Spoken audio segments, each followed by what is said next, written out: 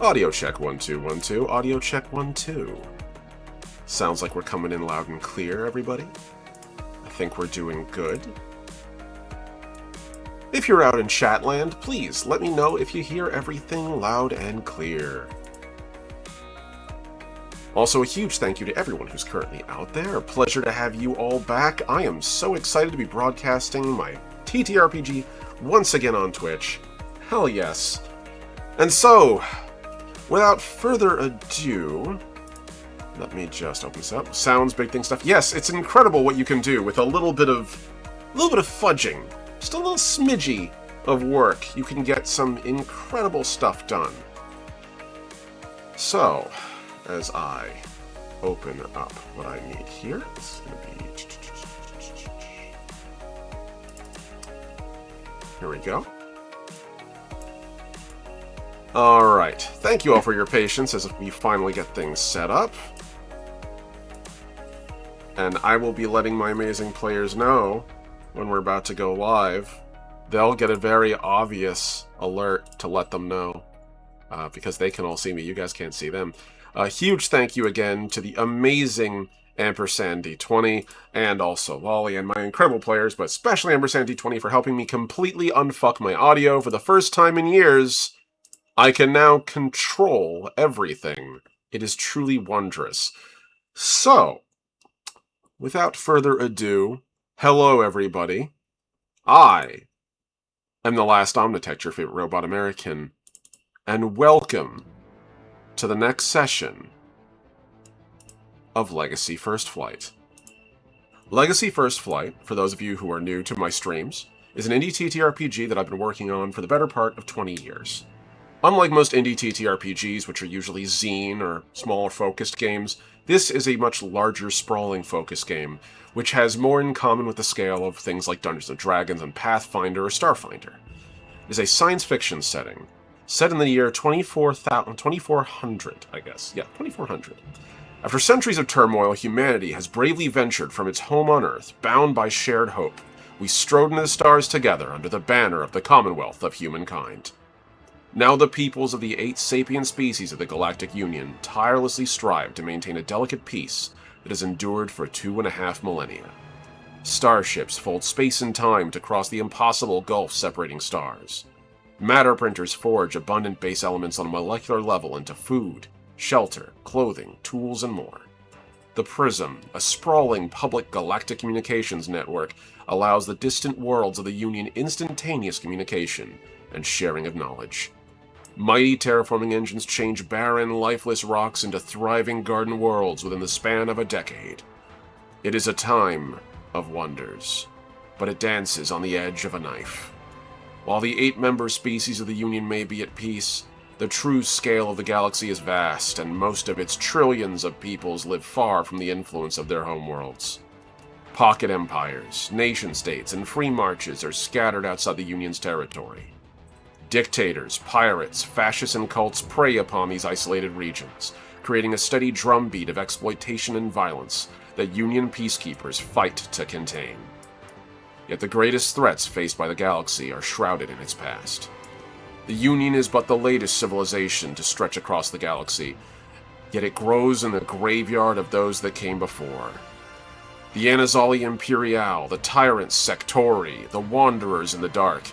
The rise and fall of galactic society has played out countless times, inevitably each collapse so complete and sudden that any records are lost to posterity, leaving the twilight of these empires a matter of grim historical speculation.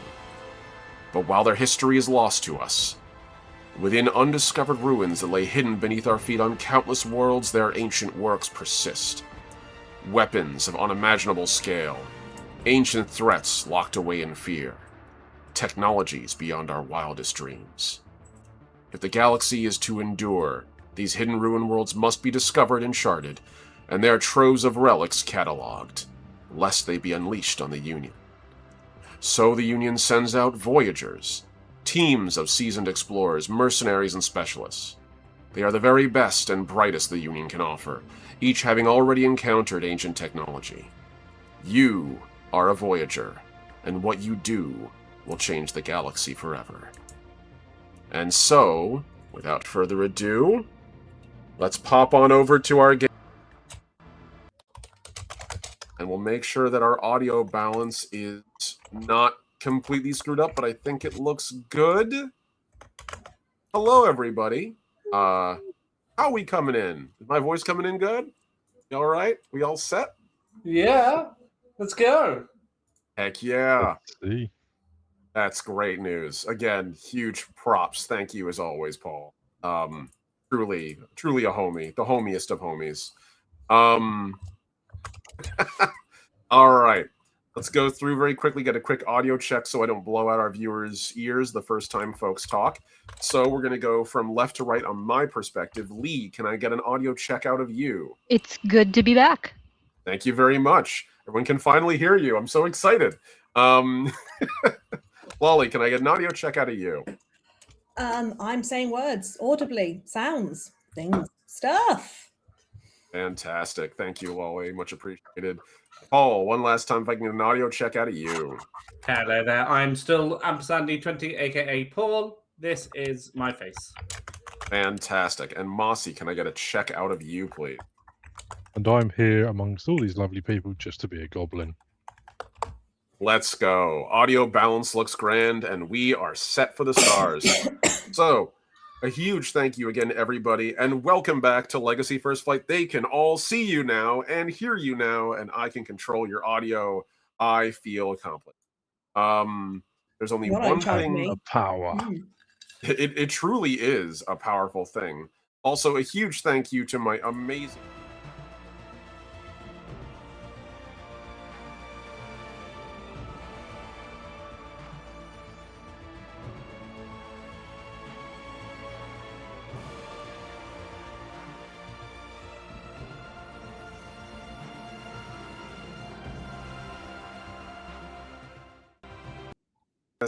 And I'm going to add one final detail, which is the audio from my Winamp.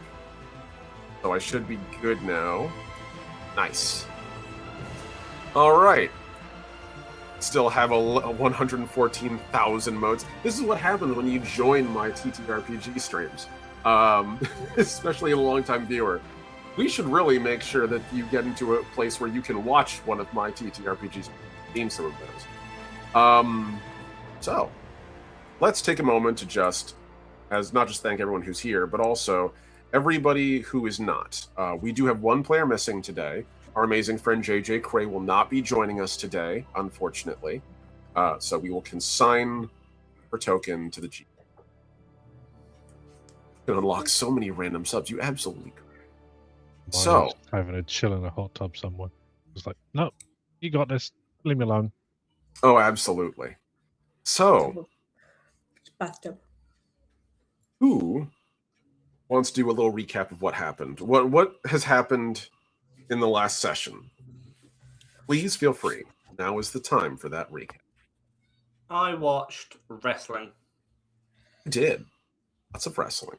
Yeah, and I learned about so many wrestling things. So I learned that the LCT is the professional league and the UWC is the underground walker circuit, so like the lower leagues. Both are quite lucrative, but they have very different audiences. And a lot of them are solo battles between the two the mech fights, I should probably say that, mech fights, not than actual people. Most of them are solo battles, first to the quote-unquote death. And they all get about 10 points in the match, 5 for winning and 5 for just looking cool. So the audience gets to vote for that, I believe. And you need to have at least 200 points to enter the championships. Yeah, you basically nailed it. So yeah, that is a very good summary of the Letali Combat Tournament Circuit, or LCT, which is effectively the largest sporting event out here in this sector of space. It really is kind of a well-known thing. This is the equivalent of professional wrestling on the frontier. A lot of workers get together and smash their mechs together, bit by bit, and get some really cool shots out of it. And it's mostly in a virtual space, so people don't actually die, usually in the in like the actual formal championship tournament. But in the underground mech fight arenas, like the actual mech fight tournaments, that circuit absolutely is like people do occasionally get hurt because they're not fighting in a virtual space, they're fighting in real life. So yeah, Paul, thank you very much. That was lovely. Anyone else want to give any other feedback or any like basic summary of why we're going to where we're going today? I mean, if everyone's okay with it, I can make a note. Or, Lolly, it looks like you were going to say something. I was going to say, it depends. If you want stuff about why we're going to where we're going, that's different to recap of what previous happened. Both works.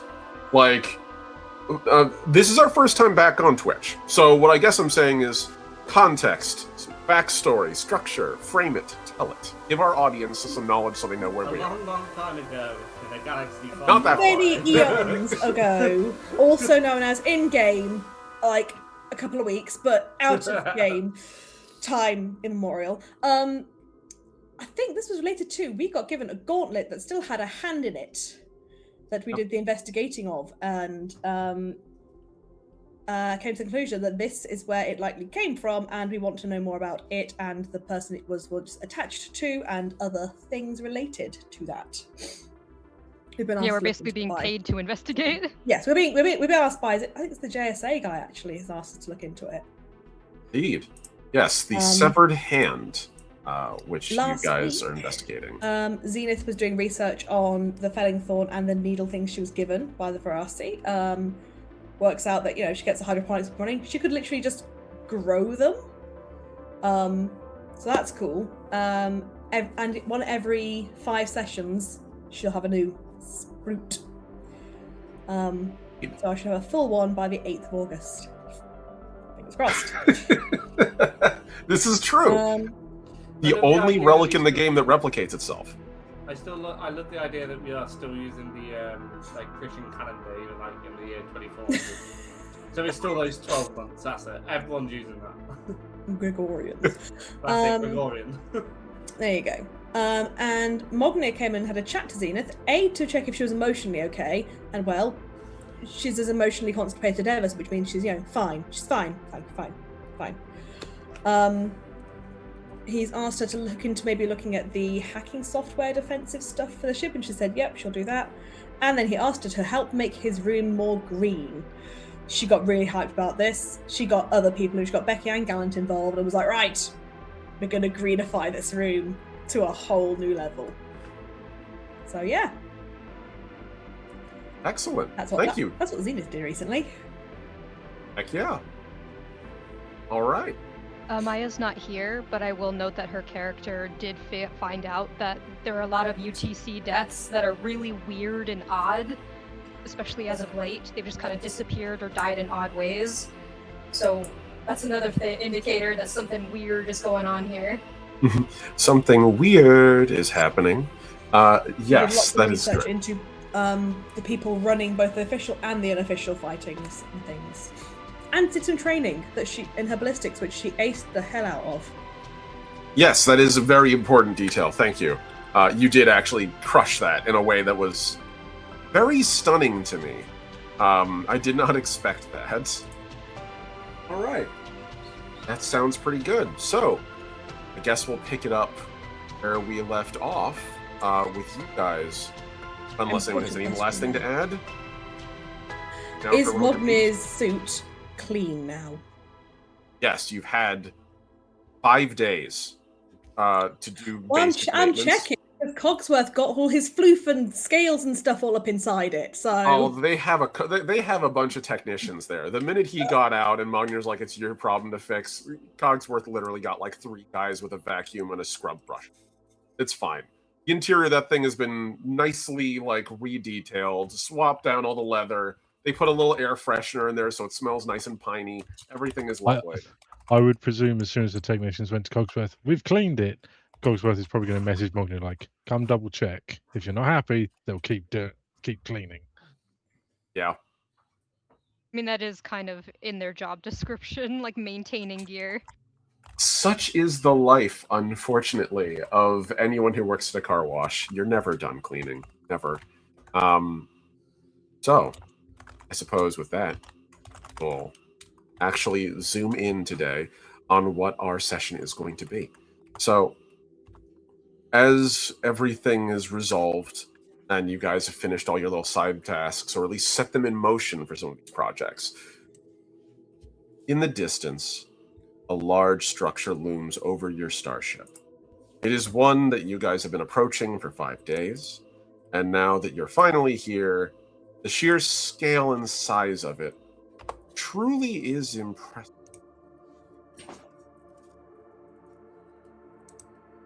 You ever post something and then have it completely disappear? Oh, there it is. Feels good. So, the structure of Letali Bay finally looms over your starship as you guys approach. A colossal orbital platform housed inside of an asteroid. Big enough and structure large enough for an entire city the size of, well, I don't want to say all of Manhattan, but like a chunk of the downtown. Almost like an olive on a, I guess, yeah, almost like an olive on a tooth. This thing sits suspended above the large gas giant that is Letali, and hides within the outside rocky face of it, which is pockmarked with thousands of craters, but also strange geometric patterns where strip mining has occurred over the course of, in this case, like 50 to 60 years, as much of the interior has been also completely hollowed out. And within, you can see these large towers sticking out from both ends of polar north and south of this artificial moon.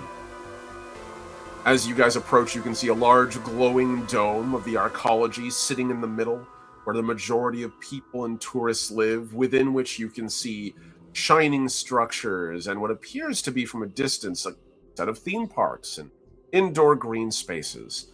And stretching out from the sides, almost like a flattened pizza crust, is a large metallic structure called, which is where your ship is finally pulled.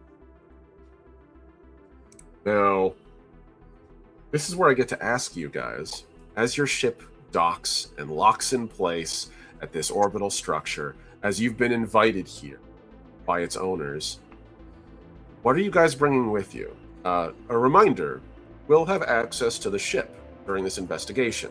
I can't guarantee in between every firefight you'll be able to run over and swap your gear, but as a general rule, you can come back here anytime you have like a couple minutes of time. So what are you bringing with you initially? Bearing in mind you will be meeting corporate CEO very shortly. I was going to say, likely to be any sort of correct etiquette in terms of armedness and how armed you are looking visibly. Well, I mean, we were contracted to come here. I have a feeling that we already have, like, upon entry, I have a feeling that they're like, ah, yes, Voyagers, we're going to give you special permissions. Basically, you are a little bit...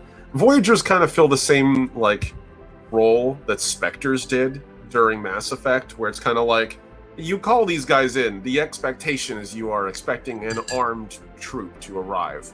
However, this also is like, this is a largely like pleasant meeting, or at least a business meeting between someone who's called in Voyagers and those consultants who arrived. So you're not going in to start shooting immediately. It's up to you to decide if you want to meet someone. I would say being armed is reasonable. Walking into what is probably going to be a corporate headquarters gunned up to the teeth, probably unnecessary. Paul, for your benefit, you can bring your mech, probably. They would at least have plenty of places to put it here, given mech fight. What were you saying, Mossy? Why are you looking at me when you say this? I don't know, Mossy. You are. Maybe it has something to do with, you know, Magnier having a lot of guns and really heavy armor. And the reason he travels with all of them all the time. Fair. I did have a question, because I'm literally looking through the Arsenal catalog again. How many frequency blades did we have? You had like 3? So many things. Yeah, like, it's up to you guys what you want to bring with you. Your call. I'm pretty confident you're not going to need to worry about, do we have enough? I don't think you guys have enough. It's technically under the loot pool. Because it'll have the list of the stuff you have in there. That'll be under salvaged weaponry and such. You have 2 frequency knives. Okay, yeah, because the dagger ones. Becky will take one of those and the hand cannon.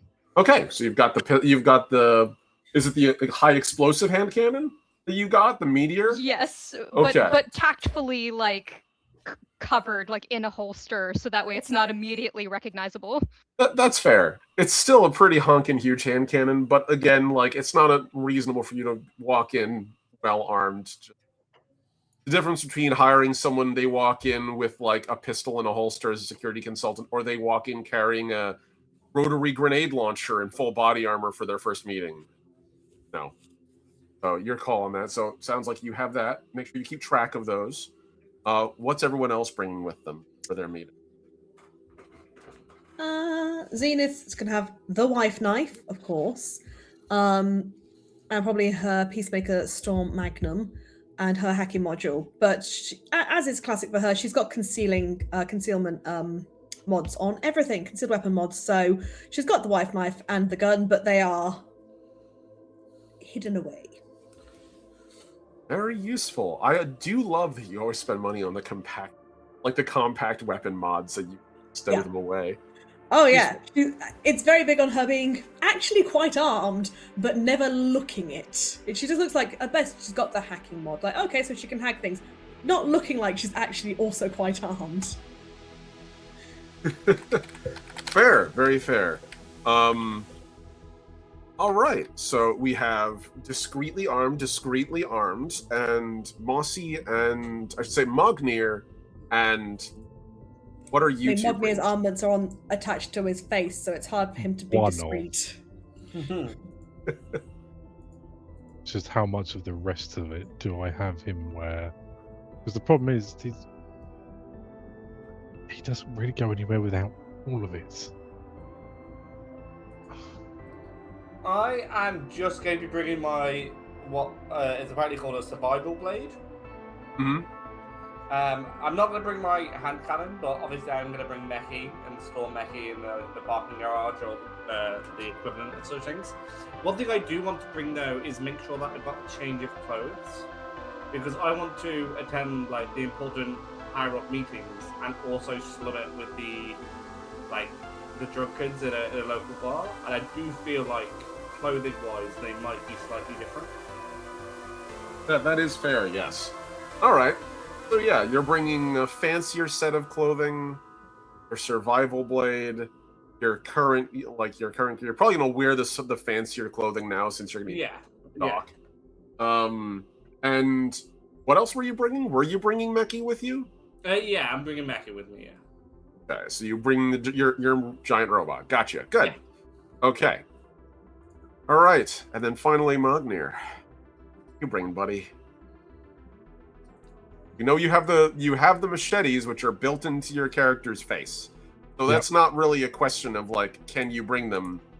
You really can't not bring those. Honestly, the hard suit is not an optional thing either.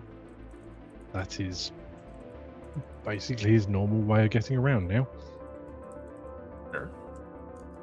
Okay. So at this point, with the fact that Meki is as Meki is, but Louis himself is not massively armed, the other two are looking unarmed because it's all discreet. I'm very tempted to have Mognir actually go well armed as like the one security and guarding of the others doing the more socially bit. Plus, he could just fucking cloak out. I mean, a chunk of it if needs be. It would take a lot of energy to do it and maintain it, but he could. You could. I believe your character actually has enough energy sustaining to cloak for a while. The biggest thing is running out of charges is the problem. But even then, again, I like to say Spectre-esque sort of like privileges. You can go anywhere armed. You're just playing the part of Rex right now. Yeah, I think he is, as is his way, he is going to go fully armed as if he was heading into a firefight, because that's just the way he is. Yeah. And I'm probably, maybe wrongly assuming, but I'm going to assume that as we are aware that the leader of the Letali Mining Corp is another clique, he's probably going to ask which clan Lochner is from, and as soon as he says Duraleth, everything makes fucking sense. Yeah, that's a pretty fair assumption, Mossy. I don't think anyone's gonna bat an eyelash at you from Duraleth. Your clan is known as a militant clan, but being a little more militarized than most. Yeah. I just wanted to get my dice because I don't want to roll everything in front of I had everybody. a question when you were ready. I have an answer when you're ready. So the frequency blades that we picked up from the Shrike back on Evanti Prime, I'm not seeing them in the loot pool. I think I either have the incorrect form. The loot pool is the first Legacy First Flight loot pool. Yeah, that's what I was. It's right in your other rewards and salvage ranged weapons, below the relics. Ranged. Or salvage melee weapons. It's down there for Hellet frequency knives. I don't know how you're not seeing it. I'm literally looking. Might just be because I'm looking on my phone rather than. Yeah, it's right there in that little section. Right below the ranged ones, you have the melee. You have melee right below it, and it's also the rules just might not be written out there. So worst case, I will provide them for you. Again, this week has been a lot of chaos, so, as usual. Fine, I'll punch a hole in anything before I can get close in the knifing range. If you guys need the knife within the next 2 hours, I will be stunned and concerned. So, anyhow, everyone is currently... I now know what everyone's carrying. So, door opens, and you guys are now stepping out of the ship into what appears to be this large... I suppose a hangar would be as close to the term as we could use for this. It is a hangar, but it is a massive hangar, the space that you're currently in.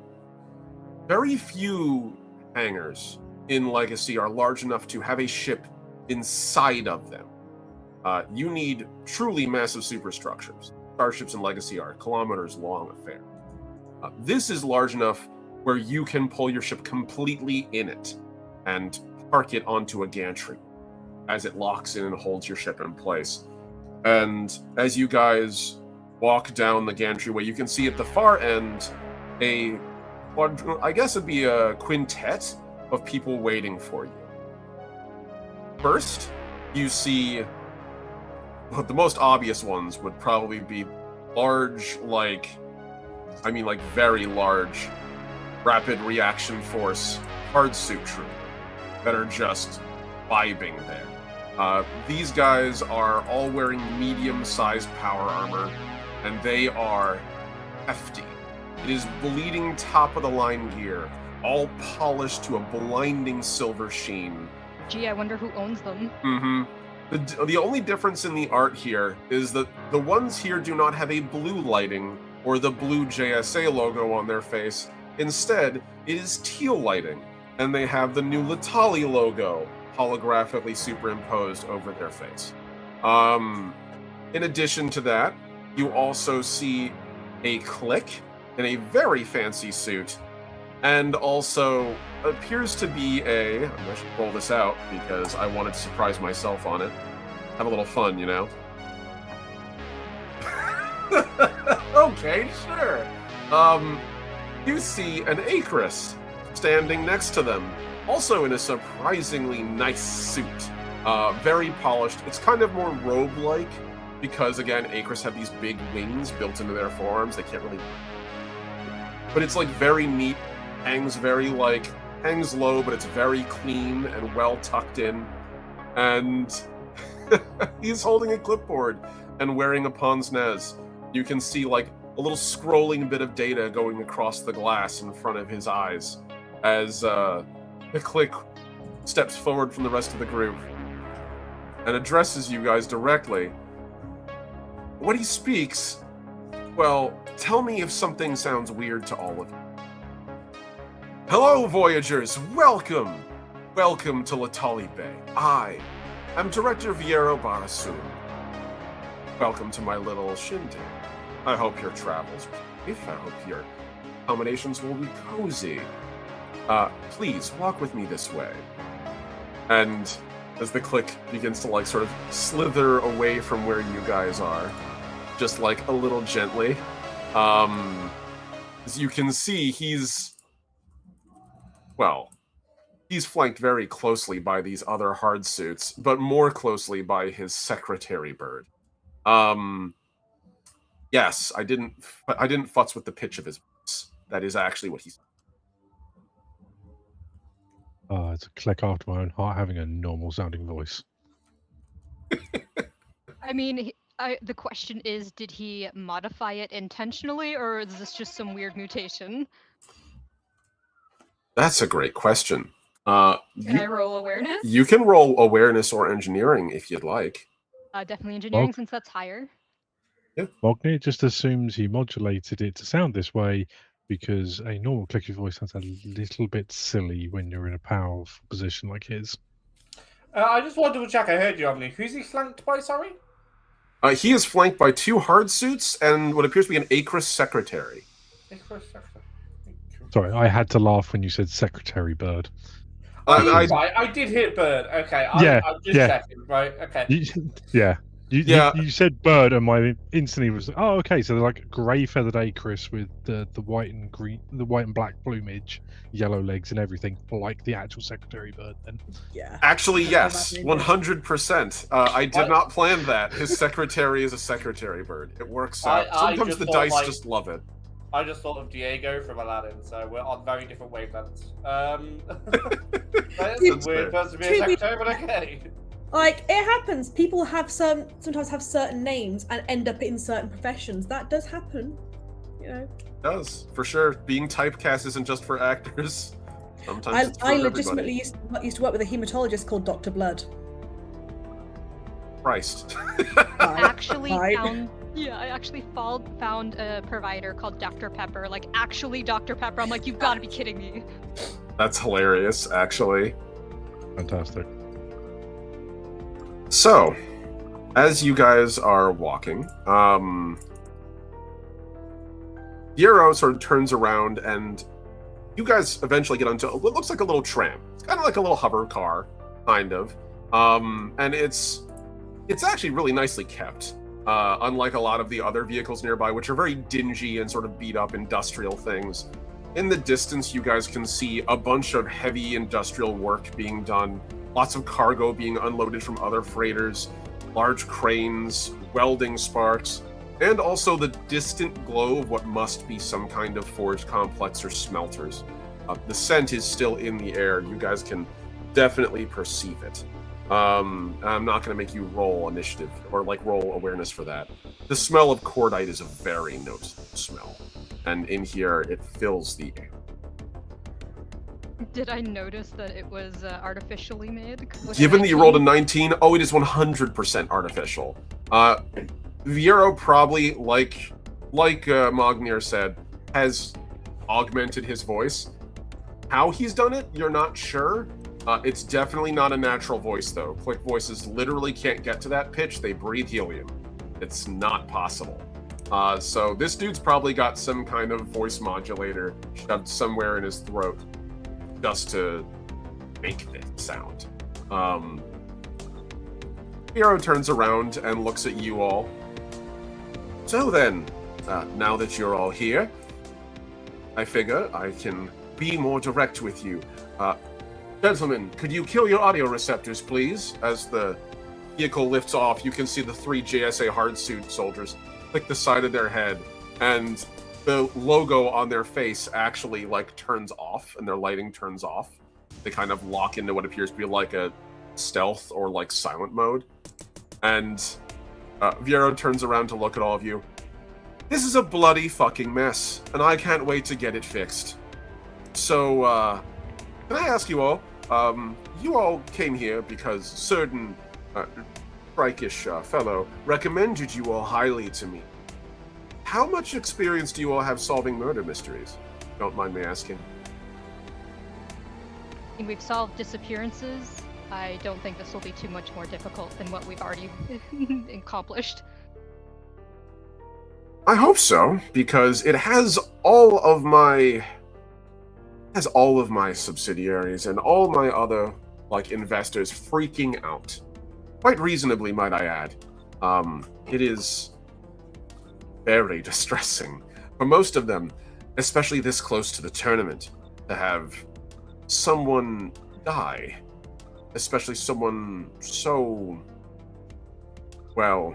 And as you guys are on this little hover cart flying by, you can see just to the right of you as you're entering into another district, this giant holographic display, like a billboard, which is about 6 stories tall and a couple 100 feet wide, and plastered on it is this black and white image of a human standing on top of a mech, holding his fist up, and to the left of it is this giant "Rest in Peace, the People's Champion," and just this endless scroll of news, and they literally have a Prism feed there, which is just everyone on the Prism equivalent of Blue Sky or Twitter, just leaving their appreciations for this guy.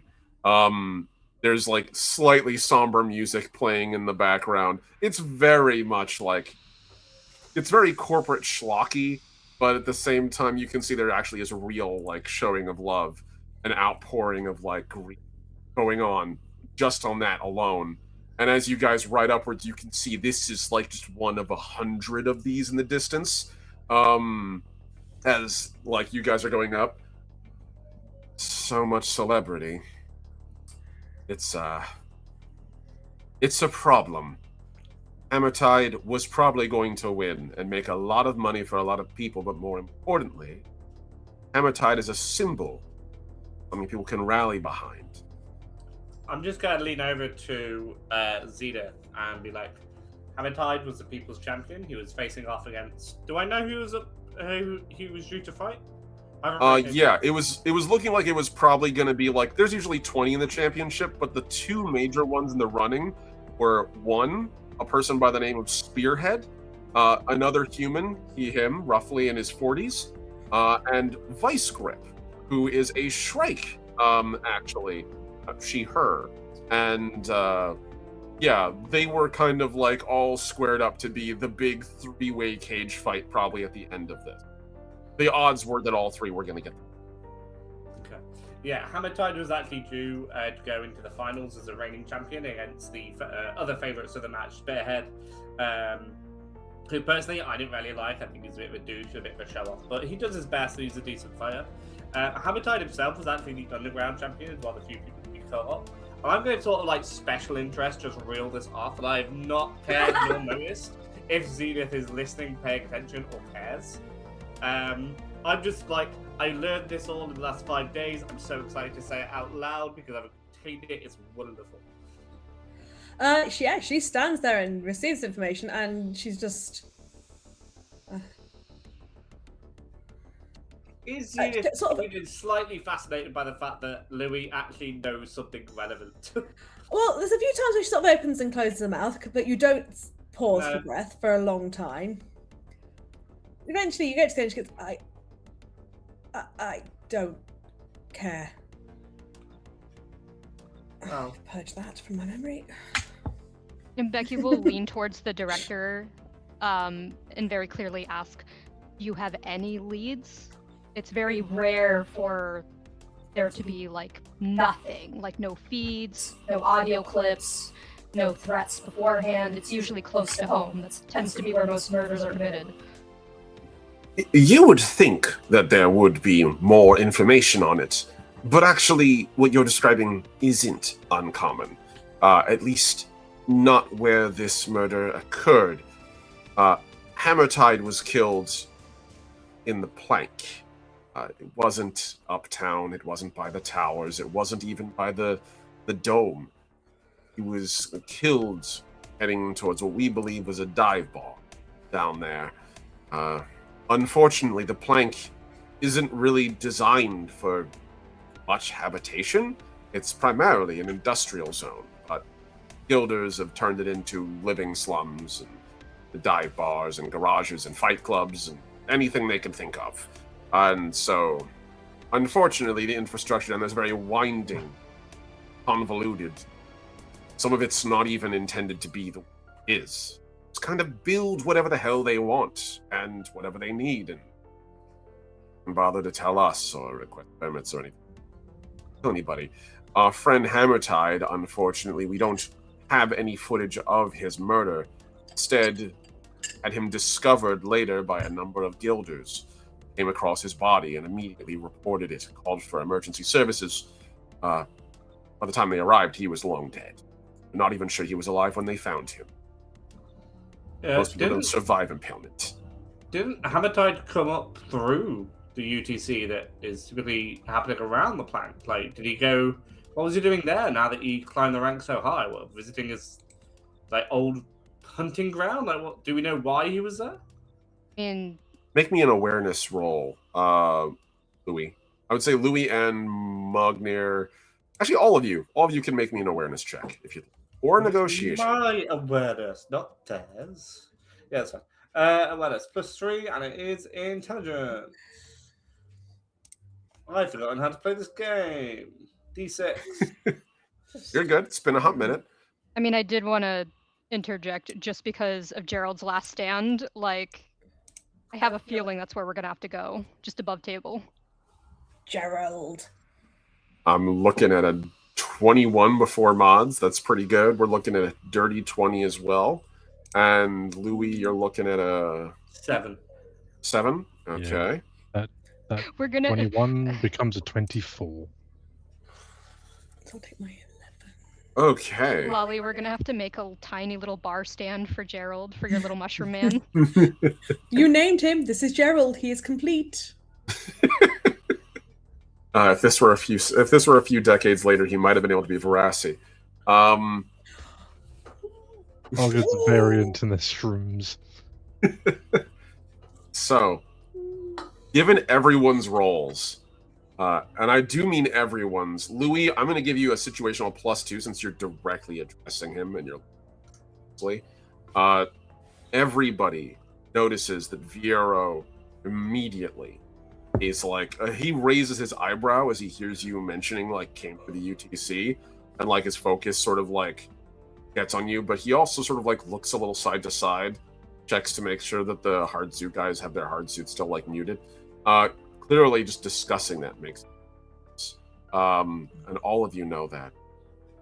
Like, again, it's not... He's very good usually being discreet, but that apparently hit him a little out of left field.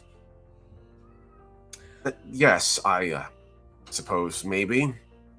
It's also a good place to get unregistered drinks, and Hammertide, well, like you said, came from below. Technically, he didn't come from here. Strictest sense, he's like a lot of the Gilder people, like a lot of the people who were descended from Gilders. He came from another world, and he sort of built himself up here. So Hammertide, the fighter, might have been born here in New Letali, but Hammertide, the man, he was born back on Verde. So It might be worth us trying to find out which one got him killed or which one was targeted. Is it Hammertide the fighter or Hammertide the person? that's a great question. I wish I knew. I wish you knew too. It would save us a lot of time. It'd be great if you knew who murdered him as well, actually. Like, honestly, like, do you... No? Okay. Who what? Who murdered him? No, I wish I did. I would not have called for any help, and we would have buried this all a while back. And we would be fighting in the Hammertide LTC Memorial Championship by now. But that is not how it is, unfortunately. For someone who is so celebrity here, how did no one realize he was heading to the plank?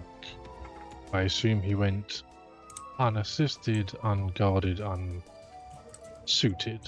Is that an ice cream truck? I'm sorry. Yeah. In the distance, an ice cream truck hovers by. When it's 1 billion degrees, they come twice a day, all right? They go literally It's past the front fantastic of the timing. house. To be honest, you are Very- like a horseshoe round 2 greens, so yeah. Very fair. If we need to take an ice cream break at some point for like the benefit of the UK, of my UK players, please let me know. So Vero sort of shrugs his carapace a little bit. Look, there's the man on the stage that gets roses and billions of dollars, sure, millions of credits flowing through our accounts from all of his merchandise. But the truth of the matter is, that's kayfabe. He's out here putting on a show, like most of us.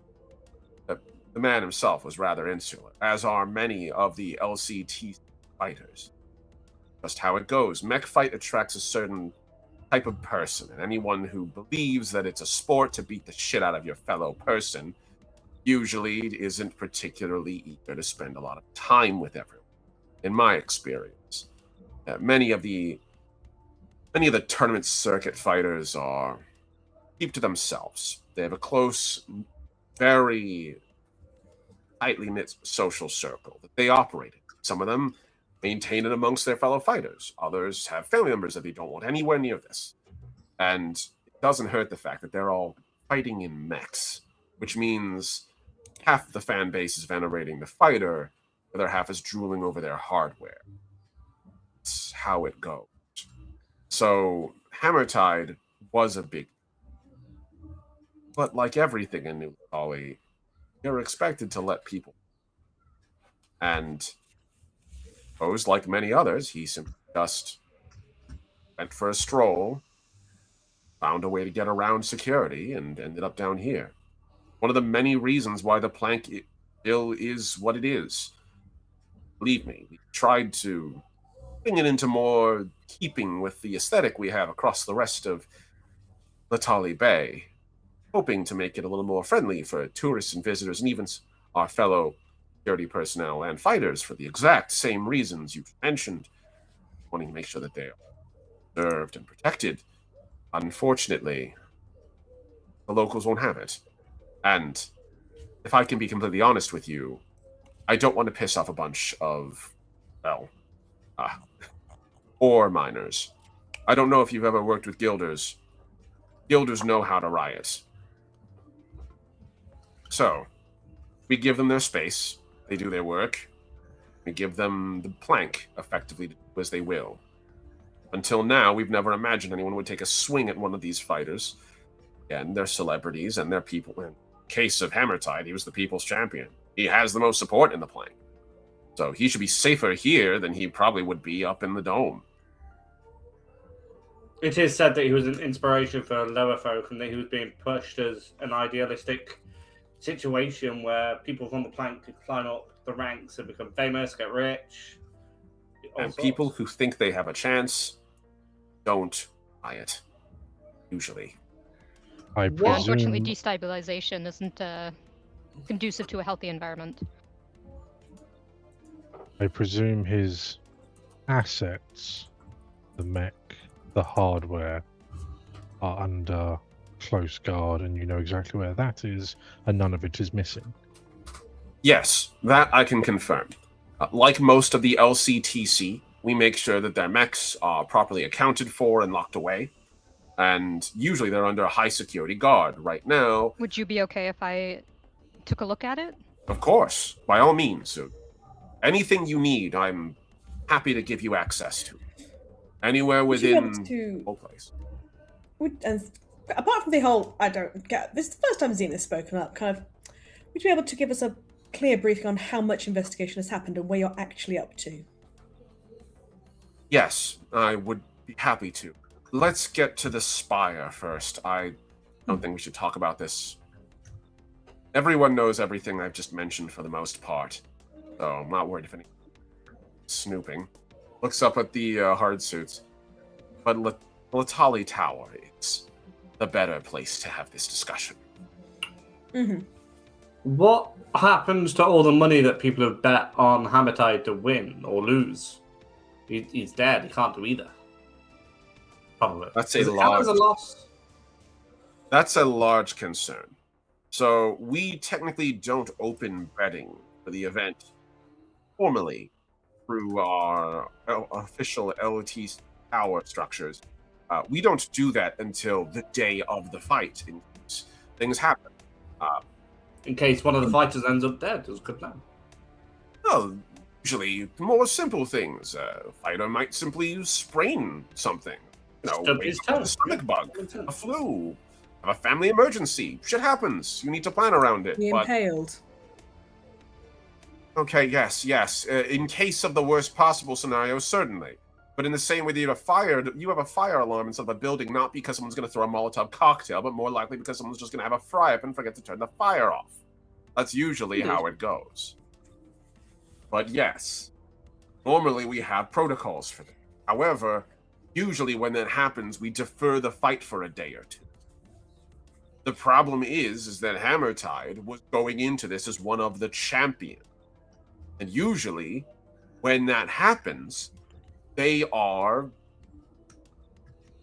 get there. We've not had anyone try to kill them. And let me be completely fair. Trying to kill an LCT fighter, any other context, I would say is suicide. Hammertide was dangerous in his mech. Yes. But out of his mech, he was a 265-pound man who stood 7 foot without augments. The man literally learned how to fight with a sledgehammer on foot so he could fight with an impact hammer in the ring. Hence Hammertide. Yes. Either that or it's just a coincidence and like he was named that first. Maybe that. What's his real name? Do we know? Is that Hammertide? Is this like the people who have the profession and it's actually what they end up being, like we discussed? So, his real name was Jericho Ritchie. Jericho Ritchie was Hammertide's name. We don't spread their names normally in the LCTC, like family and friends. Of course, again, they're celebrities. This kind of information does get out. But as a general rule of thumb and an internal culture thing, you don't talk about these outside of kayfabe. Talk about them as their identity. That's what they are, their persona. Hammertide arrived in the ring as the people's champion. His mech contender is half of who he is. He's the man who made the people's hammer. But Jericho Ritchie is the man who benefited. I can tell you more information if you'd like. He's 25 years old at time of death. As far as we know, he had no romantic entanglements with anyone. Had close friends in the past, but as I understand, he hasn't had many contacts with any of them as of late recently. None of them seem like they would be involved in this. They all have ironclad alibis. In fact, the majority of them weren't even on planet. Most of them were elsewhere, traveling about, seeing if they could set him up for future tournaments events. Besides people he moved down Louis here. and Paul can't remember anything. How did he die? Do we know? Like above table, like what happened to him? Oh, yeah. Impaled. Yeah, Impaled, above that's table, fine, he okay. was impaled. Yeah. The only thing that was found was a... Go ahead.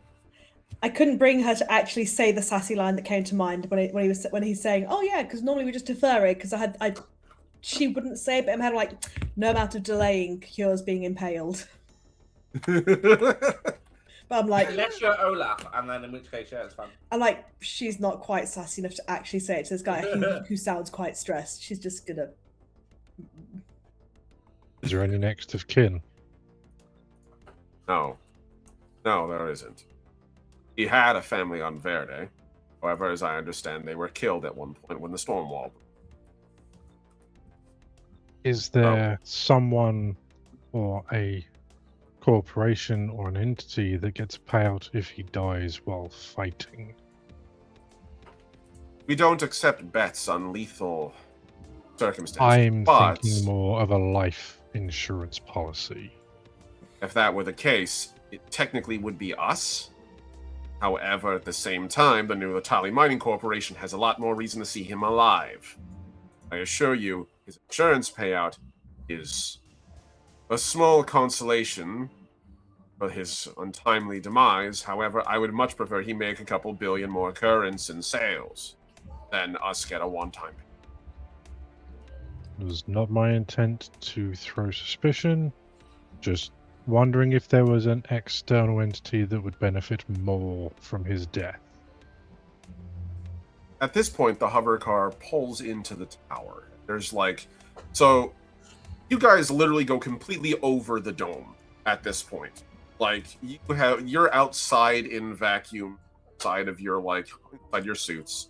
So again, your atmosphere automatically clicks on or off as it approaches vacuum. It'd be funny if we just all of a sudden got space. So you're just out in space, instantly died. But yeah, it goes out into space, and it lands actually on the topmost, the very tippy top of the tower, where you guys are. There's a little, almost a helipad kind of structure, where you can see there's a number of trucks just like this one, and one of them appears to even be a security, a very upgunned security truck with what appears to be some kind of riot suppression gear on the back, basically a bunch of grenade launchers. But as you guys park, and his security personnel begin to walk towards the airlock door ahead of you guys, Bureau stays behind and sort of leans in and puts his hand directly on you, Mognir, on your hard suit, establishing a physical connection across the vacuum, so that you can hear what he's saying without radio. And as he leans over and touches you, he says, "There are many people sure bet on the death of combatants. I can't imagine many people who would have bet on his death, besides a lot of desperate folks. Corporations-wise, though, it's the JSA. Everyone bets on everything, mostly under the table.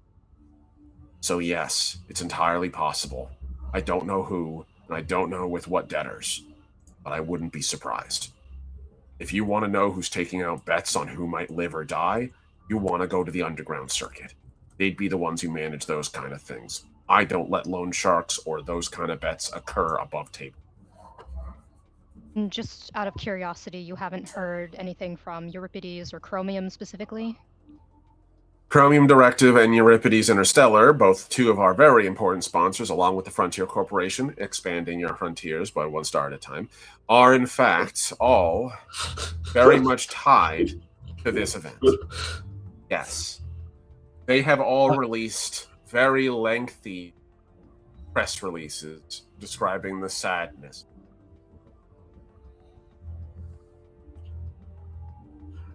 You mentioned that Hammertide had some friends, or the fighters have some close friends with each other sometimes.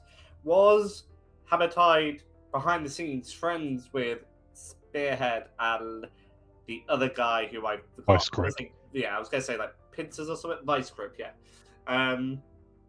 Were they friends, or was there some heated rivalry there? So at this point, you guys step into the airlock and it seals and cycles. The JSA troops sort of guard the back, and you're now inside of a nice, cool black, hallway. Temperature's pretty chill, roughly 70 degrees or so Fahrenheit. I think that's 30 degrees, 32 degrees Celsius, something like that. Much more manageable. And so, as you guys are walking through, he sort of just turns around the corner. You can see where you guys are. It's large CEO suite overlooking the entirety of Letali Bay. Everything is obnoxiously polished glass.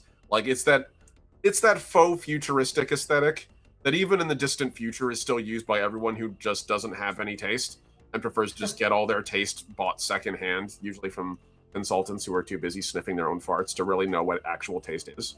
This is remarkably specific, Andy. Are you okay? I may or may not have encountered this exact circumstance several dozen times in Florida.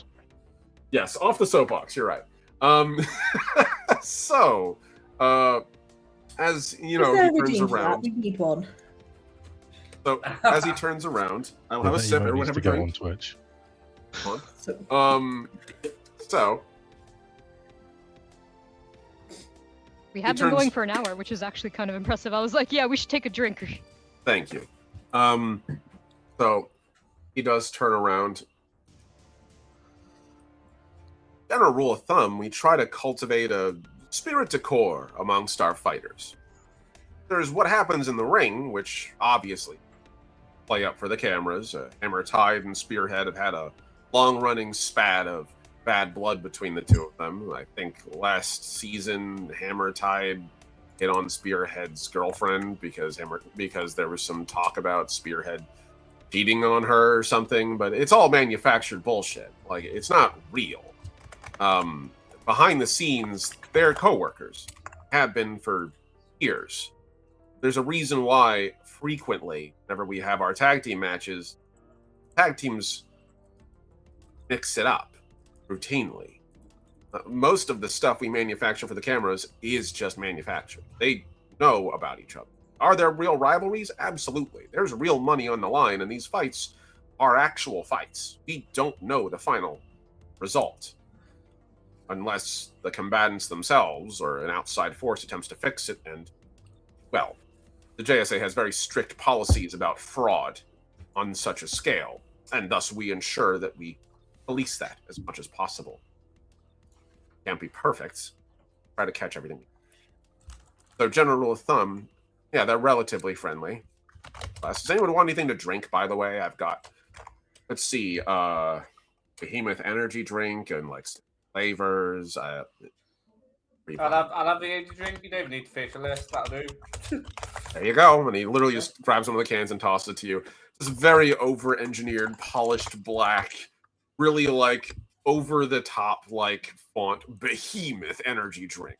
Stops your heart with 3 sips. And it's, literally, it's not, and, like, right below there's, like, a little asterisk, and the very back of it is just, like, doesn't actually stop your heart in 3 sips. However, you shouldn't drink more than 3 cans a day. Like, gives you, like, the nutritional facts tell you that this is less of a drink and more rocket. But it's, when you crack it open, it smells kind of like if cotton candy once knew what a blueberry tasted like and did its best to imitate it. And so you crack it open, there's a hiss, effervescent, like, scent, and you can even see that, like, it's sort of designed where, like, even a click can drink it. Like, you can actually tear the can open sideways, and when you do, it sort of becomes like a pad for a click to soak it in their abdomen. So, like, it's actually pretty well engineered for a horrifying, soul-destroying energy drink. So he turns around and just sort of flops on what looks like a couch. There's plenty of, like, more humanoid-style chairs around the space, but there's also a lot of click-like furniture. This room's clearly designed with him in mind. Bit selfish, but fine. Oh, yeah, that's kind of the idea. We do our best to try to encourage them to be friendly. The underground tournament circuit, where real rivalry lives. Up here, it's competitive. Okay. As far as the mech, if any of you want to see it, a contender is right down the hallway, logged with security. Go down the elevator, the green-marked elevator. It'll take you down to the actual floor. Normally, we would have it locked away inside of the... this instance, it would probably be usually in a macrodome, getting all set up, but at the moment, the macroseum is for active combatants, and so we've logged it with our private security here to ensure that no one could tamper with it on the staff. It is under very heavy guard. Do we need to check in anywhere before we go? We know exactly who you all are. You're already registered in our systems. Orin Sulfanovalian was kind enough to make contact with us in advance and let us know when you were arriving. So, we're all squared away on that. Just out of curiosity, who owns the mech? Is it Hammer Tide or is it the corporation? Is it you guys who owns it? Hammertide owned the mech. As a general rule of thumb, we encourage our fighters to invest in their own equipment and purchase it as they could. We are willing to loan out them for small, like, exhibition matches and such, but given that most of these mechs don't actually see real combat, instead they are scanned and they fight in the virtual space, the mechs themselves don't take much damage. So they're usually more of a showpiece than anything else. Hammertide did own it, and has owned his mech for quite some time. At the moment, however, considering he had no next of kin, and, well, we're trying to find out. I mean, I could have it if no one else was called dibs. I could call dibs. You would have to go through a sizable portion of championship circuit and Letali's extensive legal power before you. So I'm here for a few days. I've got nothing on. I'm not doing it. Are we doing anything? Do we have plans? You're exceedingly busy, Louis. Oh, we're busy. No. Okay, call me. We'll work smart. If it enters an open auction, I'll be the first to let you know, but be aware, there's some fans out there that would pay extraordinarily high for a surprisingly mediocrely maintained gilder suit. So, just bear that in mind. Does that sound so perverted? Just like pay extra for the sweat inside? Well, basically. Listen, do we have Hammertide's bathwater? We could make bank. Just saying. Hammer sweat. No. You still call it Hammertide. Yeah. Hammertide deodorant. Smells like the man himself. That is horrifying. Yes. No, surely you go to the washing machine business and call it Hammer Tide Pods. Where's my motive legacy for that joke on me? I'm expecting one. Okay, like I'm just saying. If anyone's gonna get it, I have to give it to Mossy, because Mossy literally came up with using Hammer Tide. Yeah. Like it's so good. But so he pauses for a second. I do want you to know, also, I have taken the liberty of booking each of you accommodation here in the Spire. Would not have to leave if you wouldn't like to sleep. Of course, you can access your ship at any time. At any point, you can feel free to simply call this number, and he literally just flips on his wrist link to you guys, and all of your wrist links ping. You get a new contact, and it just literally says, New Letali Chauffeur. And they'll pick you up any way you'd like, anywhere in the entirety of Letali Bay, and take you wherever you need to go. So, very generous of you, thank you. Well, I'd like to solve this quickly as reasonably possible, and seems only right that I help you move about discreetly and efficiently. There are plenty of ways to do so with money. However, you are already doing a great service for the people of Letali Bay and the corporations of Letali. And I feel the very least I can do your movement. So, appreciate it. Yes. Also, if you want, all of our facilities are at your disposal. Your wrist links should give you access to anywhere in Letali Bay, including diversionary things. So if you wanted to go to any one of our many esteemed parks or theme locations, the water park, Deep Six, I hear, is particularly fun this time of year. They opened up a recent new water slide called the Brain Twister, but any of those are open to you. I would advise, if you go into the plank, please be careful. It can be rough and tumble. I appreciate your I think concern. we'll be fine. Oh, sorry, go ahead. Thank you. Right. Well, I didn't get my money by interfering in the skilled labor of others. I'll get out of your way. That said, I am open to any questions any of you might have at any point. How did you get your money? Mining. In terms of those details about the current investigation, are those to be sent to us? Do we have access to those now, or? Yes. I almost forgot. I think if I asked you this, I've waited.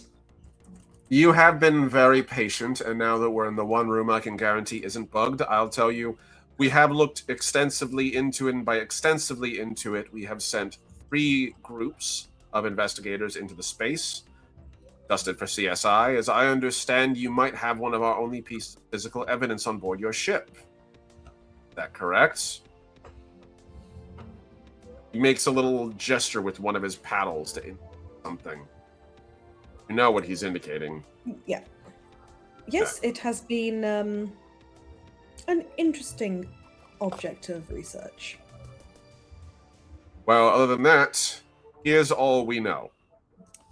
Hematite was found in this particular quadrant, and I'm going to just throw out a random string of coordinates. It's meaningless to me and you, but it'll tell you exactly where your Voyagers need to go. In the plank. Towards the edge, near where a number of dive bars are, in particular one uniquely famous dive bar attached to the UTC. As far as where he died and where he was found, we're not sure where he died, but we do know where he was found. No trail of blood left behind. We aren't sure if it's where he was killed or attacked, but it's very likely that's the same location. It appears to be a pipeworks nearby. Technically not even a normal walking pathway. It's not a gantry-way, it's a maintenance gantry. Exposed to hard vacuum. He had to wait there inside of his atmosphere. Maintenance meaning that there are official blueprints I can look at? That's where we run into issues. I have blueprints of the entire station, if you'd so like. However, the problem you're running into is the plank is highly improvised. This maintenance conduit, like much of the structures down there, was, in fact, improvised infrastructure. People tend to follow the same patterns, though. They do, but if you're looking for a blueprint, I'm not sure I can give you much help. You have access to it here, and he slides his wrist link across at you, and you get a detailed blueprint that looks exceptionally clean, and not at all like the rusty mess you passed through to get up here. That's okay. She'll take notes on it as they're going around. When he was found, his suit was pierced. There was blood all over a pipe behind him and the interior of his suit. But more important than that, there wasn't much physical evidence. See, the issue with a hard vacuum murder is that vacuum kills living things. It's blood, cells, and it boils it away very quickly. You can't really get a good sample off of a blood sample out there, unless it's in large abundance. And even if you do, it's not really blood at that point. Really more sludge. Largely molecular sludge at that point. Burned off. So No, most biological integrity is rendered pretty much useless under those conditions. Yes. So CSI isn't particularly helpful. We found that hand nearby. We didn't find his hammer. Very likely, he used it to defend himself. Could tell that he clearly had fought, given his injuries, scrapes on his arms and elbows, contusions on the back, and as well as also the back of his head. Which means that his attacker probably has some injuries as well. Nobody reported into a hospital, I'm assuming, but that's a good place to start. Most of the people down in the plank don't even use hospitals. They use local clinics. And they're usually pop-ups that they run themselves. Again, underground fight clubs will get hurt and die all the time. Do their best to keep it below board, but we don't know. So, that's all I really have for you. By the time we found him, he was dead for what appeared to be 7 to 8 hours, according to what little we could find. But again, exposure to hard vacuum makes that very difficult. Not like he was in the open air where cells can live and endure afterward. It accelerates the time frame of death quite. And I'm assuming due to the unique infrastructure of that area, there's no helpful form of surveillance in the nearby areas. If there is, none of them told us, and our searches didn't reveal any. If anyone saw what happened, they saw it personally and they haven't come. Well, yeah, I would assume that means whoever attacked him has the power to shut them up. So we'll find them if they do exist. I trust you. I hope you can provide me with answers. We have 7 days until the tournament happens. The actual Letali tournament. 7 days. 7 days, this place will be packed. Over the next week, we are expecting a huge amount of additional traffic. People, tourists will come flooding in. Every day, the population of this station will double until the actual final event. And then it will be chaos. I guarantee you, it's a lovely party. A party is a great place to hide. And haven't found this guy in 7 days. I don't think we'll ever find them again. No, the ensuing departure of all the tourism and the excess people would be a perfect time to abandon ship. So, Precisely. So, that's all I have for you. If you want to go into the plank and find answers, one guy you can talk to by the name of Chane Terensky. Thane Uren Sky. He is the current owner and operator of Arrow's Last Stand. He might be someone you can talk to. I don't know much about Hammer Tide's old championship, but if anyone would know, it's him. And if I can be so bold, you asked if there was anyone who would benefit from betting on Hammer Tide's death earlier. No one person would benefit. However, there's one corporation that would be completely fine getting us out of the entertainment business. It would be Euripides Stellar. I didn't say this. I obviously, as a member of the JSA's board, have nothing but respect for my fellow colleagues, and would never imagine such a horrific and heinous act of corporate sabotage. Said, idiots. Right. absolutely flat look of just like she doesn't say words, but the look is that look like, excuse me? Do I look like an idiot? She's like, Becky will actually grab Zenith and be like, I have a thing. I need your help. Come on. Like she's gonna lead her towards the mech where he already indicated they could go. You need access to Hammer Tide's body. He's currently down in the morgue. Thank you, yes. Sort of pulls back as she's dragged off. Because, yeah. I want to play jigsaw with the hand. Sorry. You can investigate the dead body after. I need your help hacking. Oh boy, hacking. My fate. All right, so sounds like we have 2 of our members, Zenith and Becky, stepping away for various reasons. Magnir, Louis, what are you doing? Do we have access to some people? Spearhead and Vice Grip. By access to, I mean, can we arrange a chat with them? You absolutely can. In fact, actually, if you want, they should both be in their suites in the building right now. We keep our thoroughbreds somewhere safe, usually, for where they rest. We both have suites in separate parts of the spire. Here, their codes. And he sends them to both of you two. Feel free to go talk to them anytime you'd like. Worst case, you could always get in contact with their agents. They'll tell you exactly where they are. They both said that they're willing to speak to you if you need. They're not particularly keen on it either. You are also apparently a little bit of a mech head, aren't you, Louis? Well, I'm a fan, you know. I know some things. I have a mech suit. If you know you need a replacement for this champion guy, you know, yeah. I know a few moves here and there. You know, I've been practicing. I have much respect for every Voyager out there. However, there's a vast difference between mech fights and combat you see. oftentimes. Not just fighting, show. Even if you would go into those rings and hold your ground, whether or not you'd be entertaining enough to watch or not. Question, that's not why I brought it up. I brought it up because you should also know that several members of the UTC, the underground circuit, I understand, have also been killed.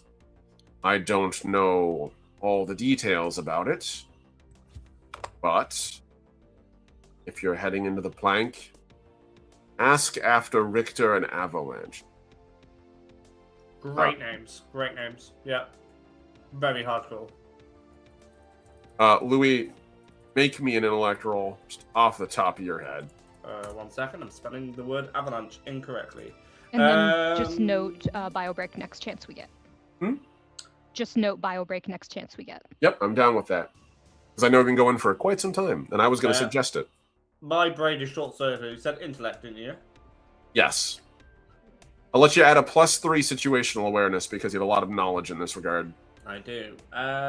Intellect is another D6. What a consistent thing. Go. Go. Explosions. Oh, we got 11 explosions. One. So 7, a 7 plus 3, so that's a 10. Richter and Avalanche are two of the higher-ranking members of the Underground Walker fight circuit. And you would know that having watched so much of it the past couple of days, neither of them have released any recent fights or any recent footage from their fights for the past couple of days. Their TikToks have been surprisingly quiet. Okay. A lot of people are starting to raise questions about what's up with them. And with that, I think we should take a little bio break because I hear the need. So, we'll be back, Voyagers, in just a little bit. Give us, what do you guys say, 5 minutes? 10? Yeah, Okay. somewhere between those two numbers is great. 5 minutes. We'll go with 5, and if we need more, we'll take more. See you all shortly.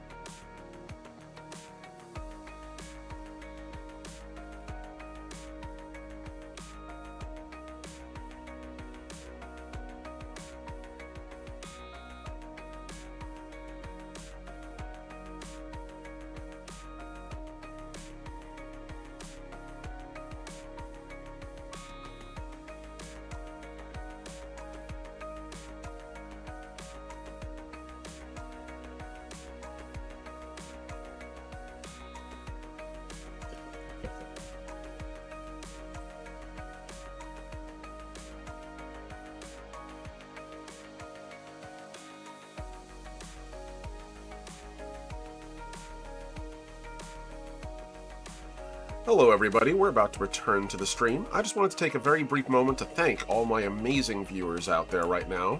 This has been a resounding, incredible success returning back to Twitch, and I want to thank all of you guys who are currently watching. Thank you. Also, a huge thank you to Paul. I appreciate you for the 200 bits at the Let's Go mark for an hour. And also, Paul, thank you so much for the new follow. I super appreciate you. It means the world.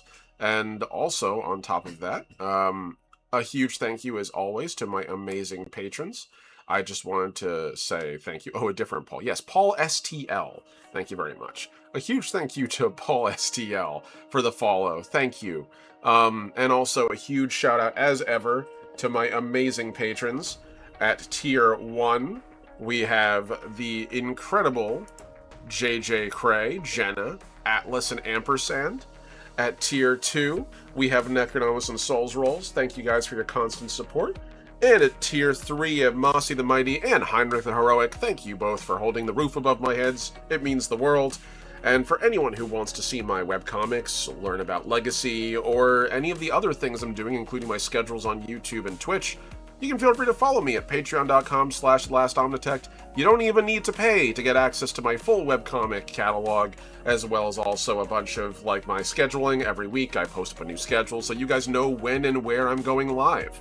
And also, if you want to follow me, you get my webcomics 2 weeks early, and a bunch of exclusive content, and you get shouted out live on stream. So a huge thank you to everyone who's out there participating and helping me with that. Thank you guys so much. And without further ado, let us return back to Legacy First Flight. Everything should be all popping in. I love how everyone's cams flicker on one at a time. It always makes me very pleased. So, we are now back.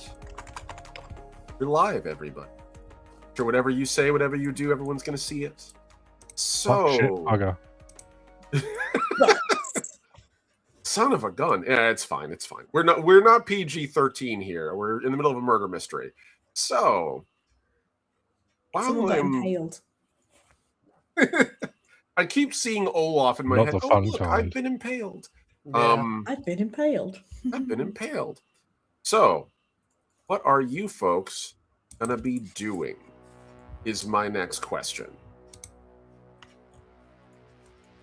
I'm going to go interview the other fighters. Okay, so you're going into the plank, or you're not in the plank, you're in the spire. You want to go talk to... Alright, so you want to go talk to Vice Grip and Spearhead. Yeah. And... Vaughn, Becky, what were you about to do? If Zenith is open to it, hacking the mech of Hammertide and actually trying to find back channels, hidden files, but also on the side maybe some JSA info as well, like in their servers.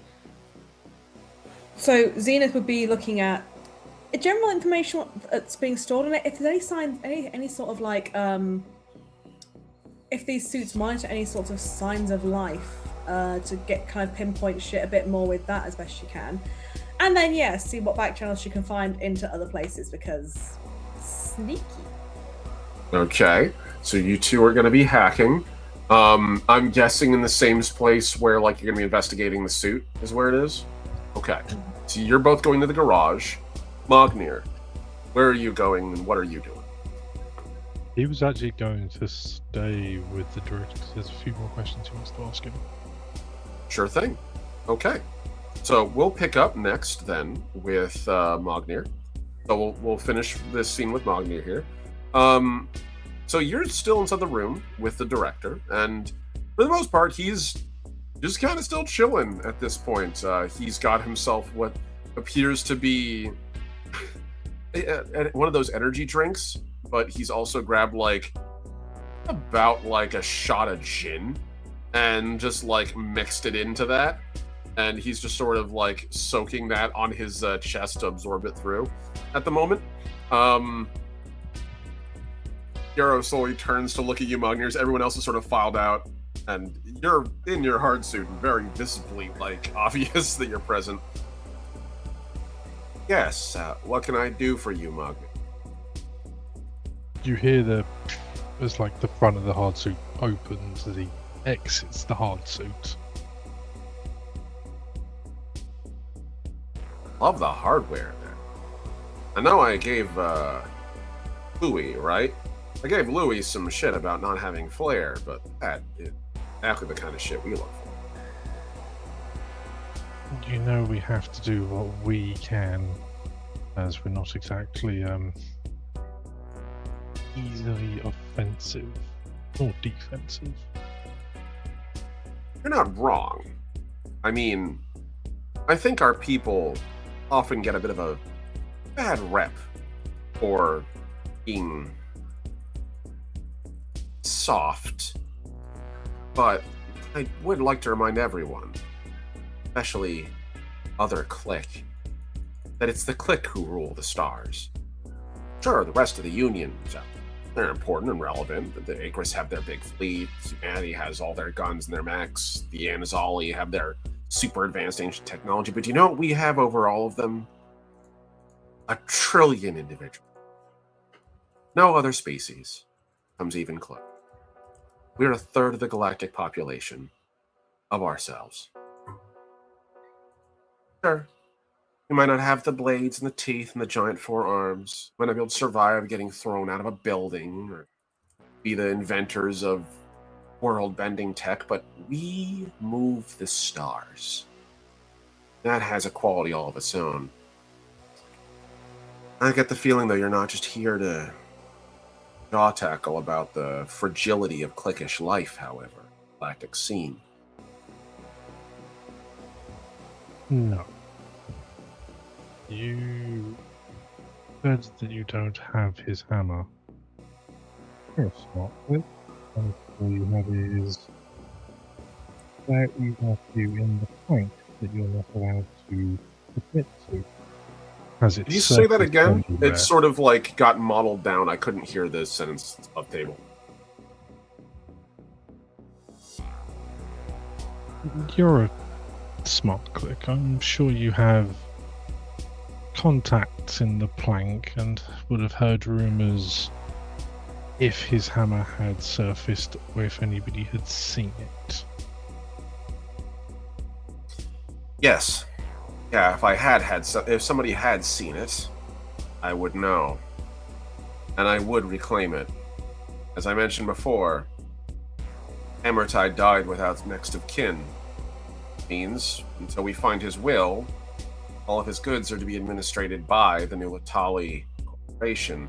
That includes his personal effects, especially lucrative ones, collector's items, like that hammer would be.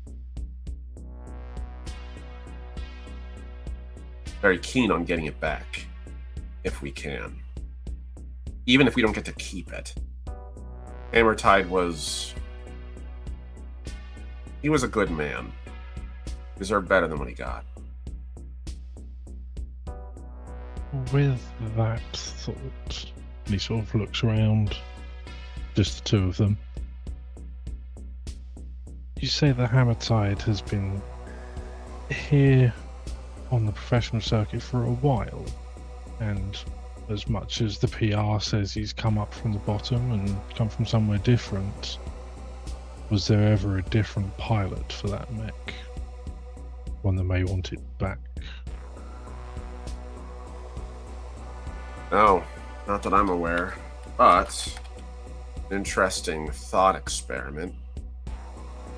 You certainly wouldn't be the first, that's for sure. I don't know as much about his history as I would, but I do know he was originally from the world of Verde. He arrived here with a couple of other friends as part of a Gilder mining crew, and his mech, oh, it's a Gilder mining frame. We've been telling him for years he should trade it in. We could have gotten him a line of credit on a new vassal any day, and that thing kicks the shit out of those older Gilder frames. Da Vinci's are reliable, but vassals win wars. Doesn't matter, though, he didn't want it. So that mech has been his as long as we've known. But it changes. I only have one more question that might yield something. What's that? From what Louis spouted, from his research and interest in your entertainment side here, it's not very often you move up into the larger leagues. Would someone move up quicker if there was suddenly an opening? Someone that may be the top of the bottom moving up if a prize fighter disappeared. That is possible. Very possible. Whenever someone dies in the big tournament circuit, we do, in fact, go out of our way, send out the scouts, and find someone. It doesn't happen very often. This is the first major death we've really had. Most of them just step out. Retire, they get money, major or minor injury, family crisis, who the fuck knows. Life is life, and it takes a toll on everyone. The first time we've had someone die. But whenever it happens, we send out more talent scouts. And the league is expanding. It always has been. But we're always on the lookout for good talent. Every once in a while, the corporation throws us one of their elite guards, says they have a flair for the dramatic. Sure, we can make that work. Leave money behind those deals, and they end up in the circuit. But every once in a while, we find a real junkyard dog who's got the right stuff. Hammertide was one of them. Was that guy. Not gonna lie, there's part of a reason why we had him, why we took him into the upper circuit. We hold tryouts every year. We every once in a while sponsor like sure circuits, small ones, more regulated than the underground one. Wait for a lot of the underground folks to hop back in and show off what they can do. That's how we found Hammertide. The fact that Hammertide's also a guilder. The fact that his family's been poor. Oh, that he ended up there. He has no next of kin. He's a 24-year-old. Technically, at the time, he actually wasn't 24. He got pulled into the circuit when he was 19. He's been with us for 5 years. 5 years. He was fighting at least 3 years before that, but the underground circuit doesn't really have an age rating. So, yeah. Is it possible? Sure. I understand that when he was in the underground tournament circuit, he had a rival he was constantly sparring with. What was their name again? Minus. So, if you want to look them up, maybe they'd be interested. Not gonna lie, had a couple scouts talking about them to me. They're probably on the short list. Unless this is why I asked without, and he sort of gestures to the hard suit that stands, without appearances, but to the point. If Midas is a name that has come up from previous history and to you now trying to make waves and move up, seems oddly convenient.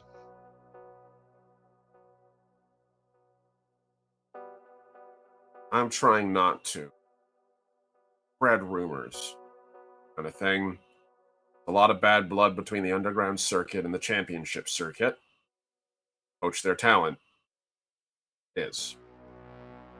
Whoever gets to the top of their tournament ends up auditioning for ours. And, well, they're good enough, they get in. It's a lot of underground fans pissy. Hammertide's one of the few folks that managed to get in and still not piss off his underground friends, so. But, yeah, give him a look. Maybe. I don't know. This is why the conversation is between me and you and here, and without anybody else getting hold of that thought pattern. I appreciate your discretion. I heard Voyagers are good at that. Glad to see it's true. I wouldn't say I'm personally discreet. I kind of stand out. Well, I'm very good at what I do. all I need. Anything else I can do for you, Duraleth? No. I'm happy as I am. I'm sure you're aware of what I will actually be doing if I need to. And as he says that, he kind of sort of moves back in as the hard suit then reseals up around him. Of course. For all. Voyagers aren't the only ones who can be discreet. Do me a favor. If you have to kill anybody down there, we don't want to find a body. Slowly turns in his chair to look back out over the stars. The door behind you open. He just sort of nods, heads out of the office into the hallway, and just sort of wanders for a little bit. Cool. Alright. We're going to flop from you over to Paul. Paul, you're next. Howdy. So, Louis. Is it a long journey from where I am to where... And I just want to clarify, because there's some contention. I'm going to go talk to Spearhead and... I'm going to keep calling him Pincer, because I haven't remembered his goddamn name. Vice Grip. Vice Grip. I'm talking to them. We're aware of that? Yes. Yeah, that's fine. Yeah. Okay. So, yes. Both of the two of them are actually currently in the building. So, let me... On the way, can I stop by a merchandising stand? Is there one of those between where I am and where they are? Oh, 100% there is. Louis, you are currently standing in the middle of the nervous center of the new Letali Broadcasting Corporation. Technically, that would be the tower immediately to the right of the spire you're currently in, is the new Letali Broadcasting firm. However, throughout the entire thing here, every other floor, it feels like, there's a little kiosk, automatic. There's no people there, and if there is, it's usually an overworked-looking, like, attendant who's standing there in full merch, just handing the stuff out to guests and people who are here. Big VIPs, that kind of thing. And as soon as you approach, you can see... Make the roll. I'm about to create a creature. I'm about to create a human. So, a human wearing a baseball cap and black t-shirt, and he is covered head to toe in LTC merch. Like, every ounce of it has the LTC logo on it. There's not a single thing he's wearing that isn't branded. His sneakers are LTC standard. His pants are LTC track pants. His shirt has the undefeated, unbowed, unbroken People's Champion. That scene from Hercules where the demons are just like slurping the Hercules merch. It is. It 100% is. Like, you can see there's a huge wall of merch behind him of all the different champions over the years. And of not just of the LTC, mind you, but the LTC is very much forward in it. There's even like a couple of other mech fighting like tournament circuits that are like professionally sponsored in other parts of the galaxy that are present on that. But the majority of it is local LTC, and of that, you can see that roughly 60% of the wall this guy's standing in front of is just covered in Hammertide merch. Like, old Hammertide merch, new Hammertide merch, Hammertide, the unbowed and unbroken, like, black and white, the same image you saw on the billboard before, where it's very clearly, like, they're taking as much lemonade out of this lemon as they possibly can. And nothing as you approach... nothing improves profit like death. Yeah, like, and you can see the guy, he's like a 16-year-old guy. He's got bits all over, a little bit of, like, brown hair, cutting like sort of a little bit over his head. Like, you can see a little bit, like, a bang hanging loose out of his hat. You can see he's got, like, what looks like an actual, like, he's got a what's it called again? A wallet chain hanging from his belt, and the pants are a little bit lower than they probably should. Hello? What can I get for you, sir? Hi, real quick, do you have any Vice Grip, like, t-shirts or anything like that? Yeah, they're back here. Hold on. Just gotta And he just pushes one of the boxes over, and there's a thud, and you can see, like, he's got, like, stacked Cambros of plastic boxes, like little plastic crates, not too big for a person to carry, but filled with merch, and each of them has, like, a different logo on it, and just flips past a couple of them and eventually pulls one out. Oh. No. And, No, shouldn't be. It's my screen, never mind, ignore me. Oh yeah, you're good. He pulls out, like, a bunch of shirts. We've got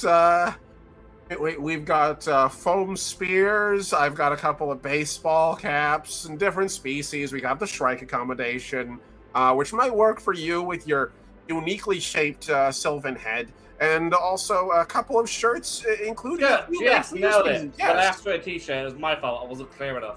T-shirt. Yes, sir. Would you like it in small or medium, large, extra large? Large is fine. Large is fine. I'm 9'7", tail. All right. That's fine. Oh, I'm sorry, sir. We only have extra large and medium. Sure. Okay. Would you like a medium or an extra large? An extra large, I think.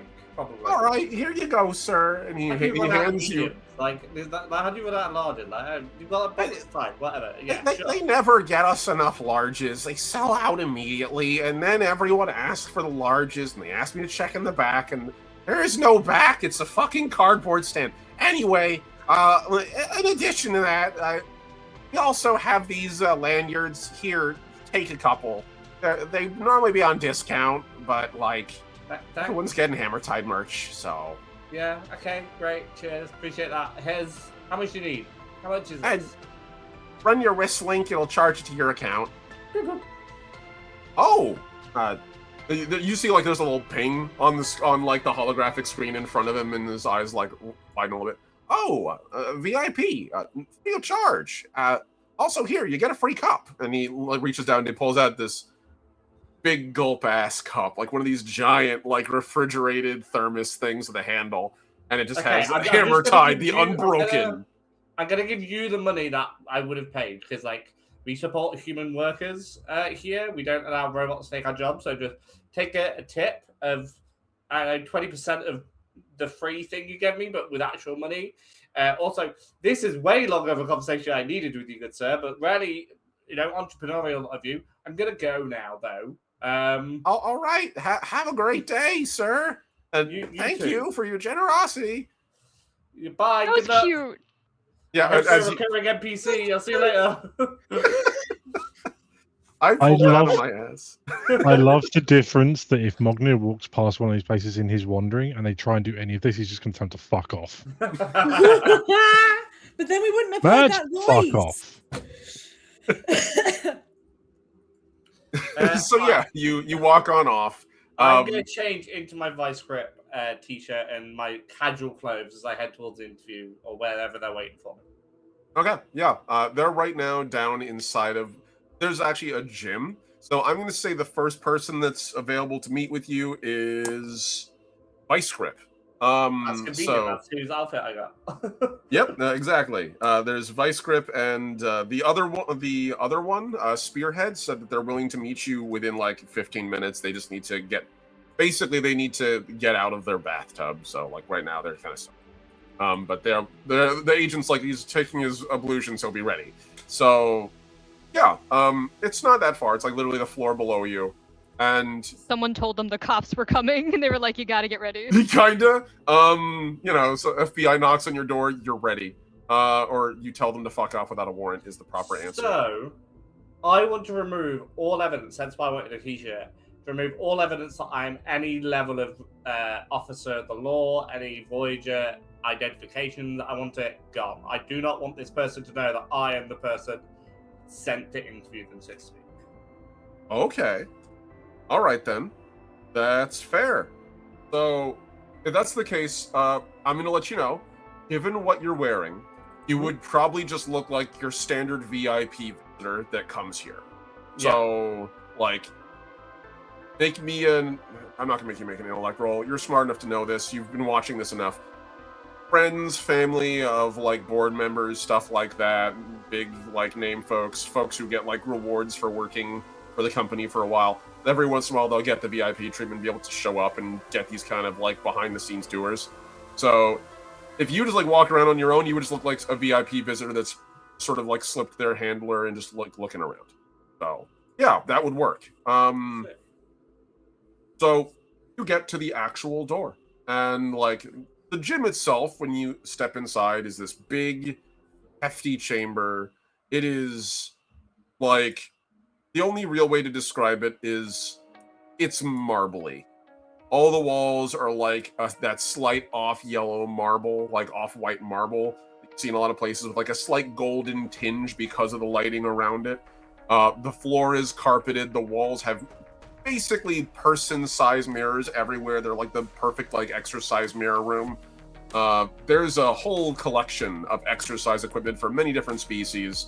And at the far side, you can actually see Vice Grip, who Vice Grip is a female Shrike. She is big, like most Shrike are, but even by Shrike standards, she is big. Most Shrike start at 8 foot, and most female Shrike tend to be a tiny bit larger than male Shrike at the end of the day, by like a couple of inches.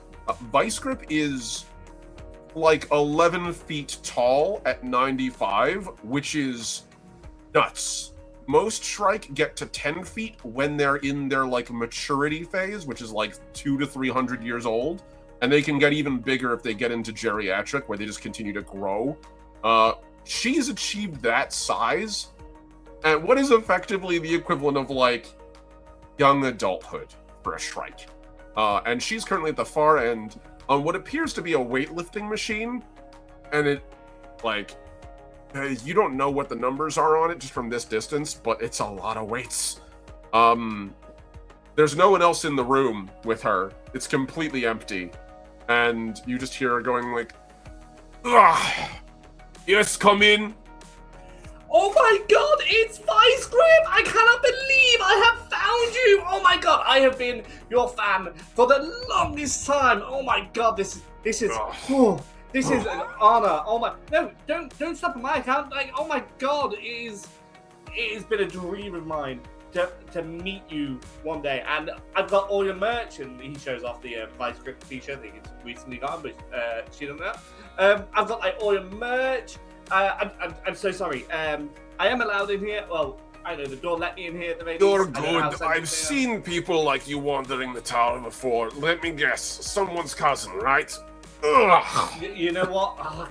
As smart as you are, strong. Honestly, Vice Grip, it is astounding. I've seen so many of your matches. The way you took on the Mitchell and the Mandolin Claw a few years ago, it was great. Your championship match that's happening in a week's time, I've been thrilled. I've been following your career for so long. This is absolutely wonderful. Please, has she put the weights down? Yeah, she like I'm gonna take slowly the hand and be like, oh my god, oh my god, oh my god, and like drops the weights. And again, it's a machine, so they're like under control. They're like controlled, but the fall is still hard enough and heavy enough where you feel the ground under you, the floor under you shakes. Make me an awareness check fast. Fast. I can't do fast. Yeah. Panicking. Yes. Awareness is A. +3 intelligence.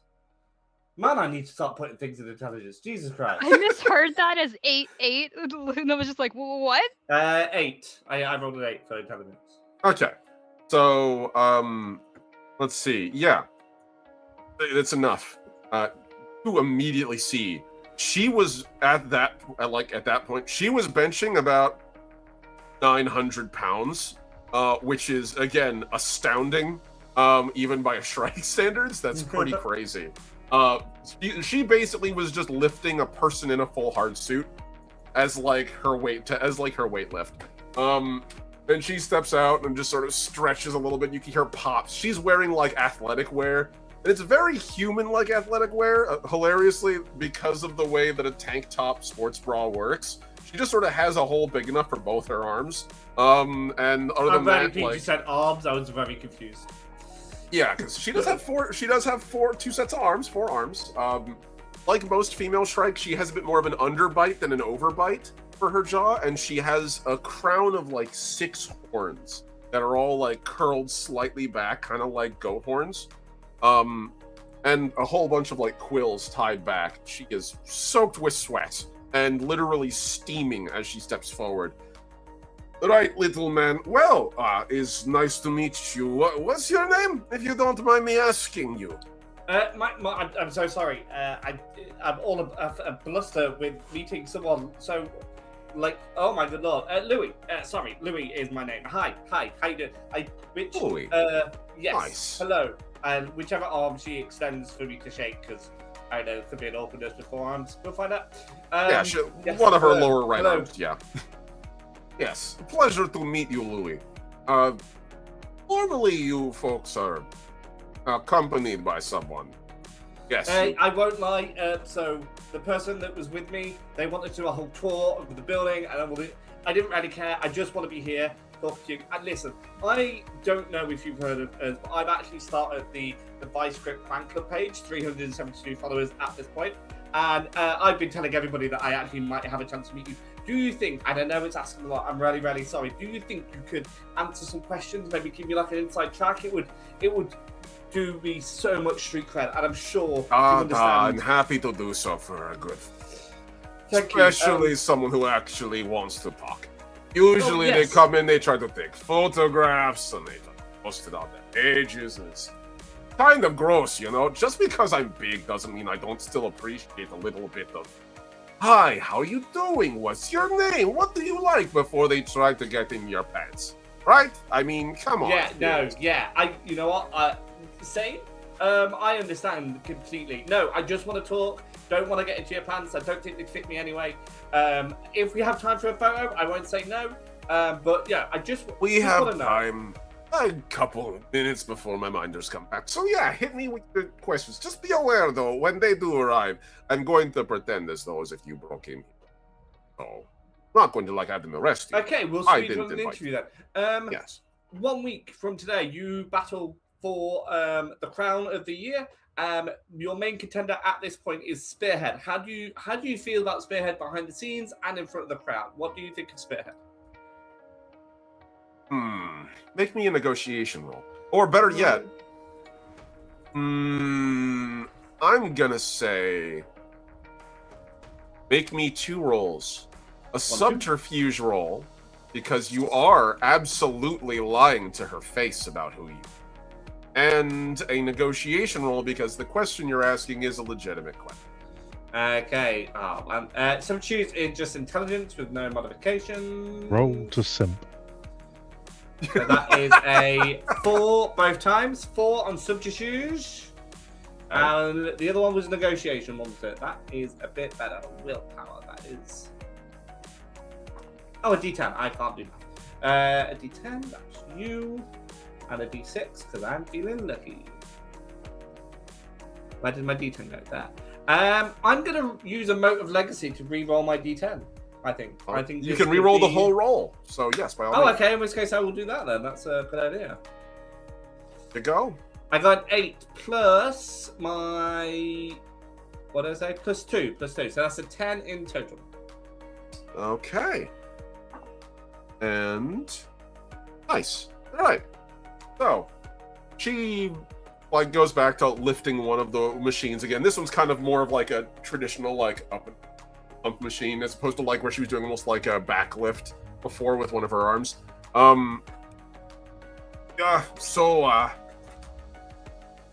Again, you didn't hear from me.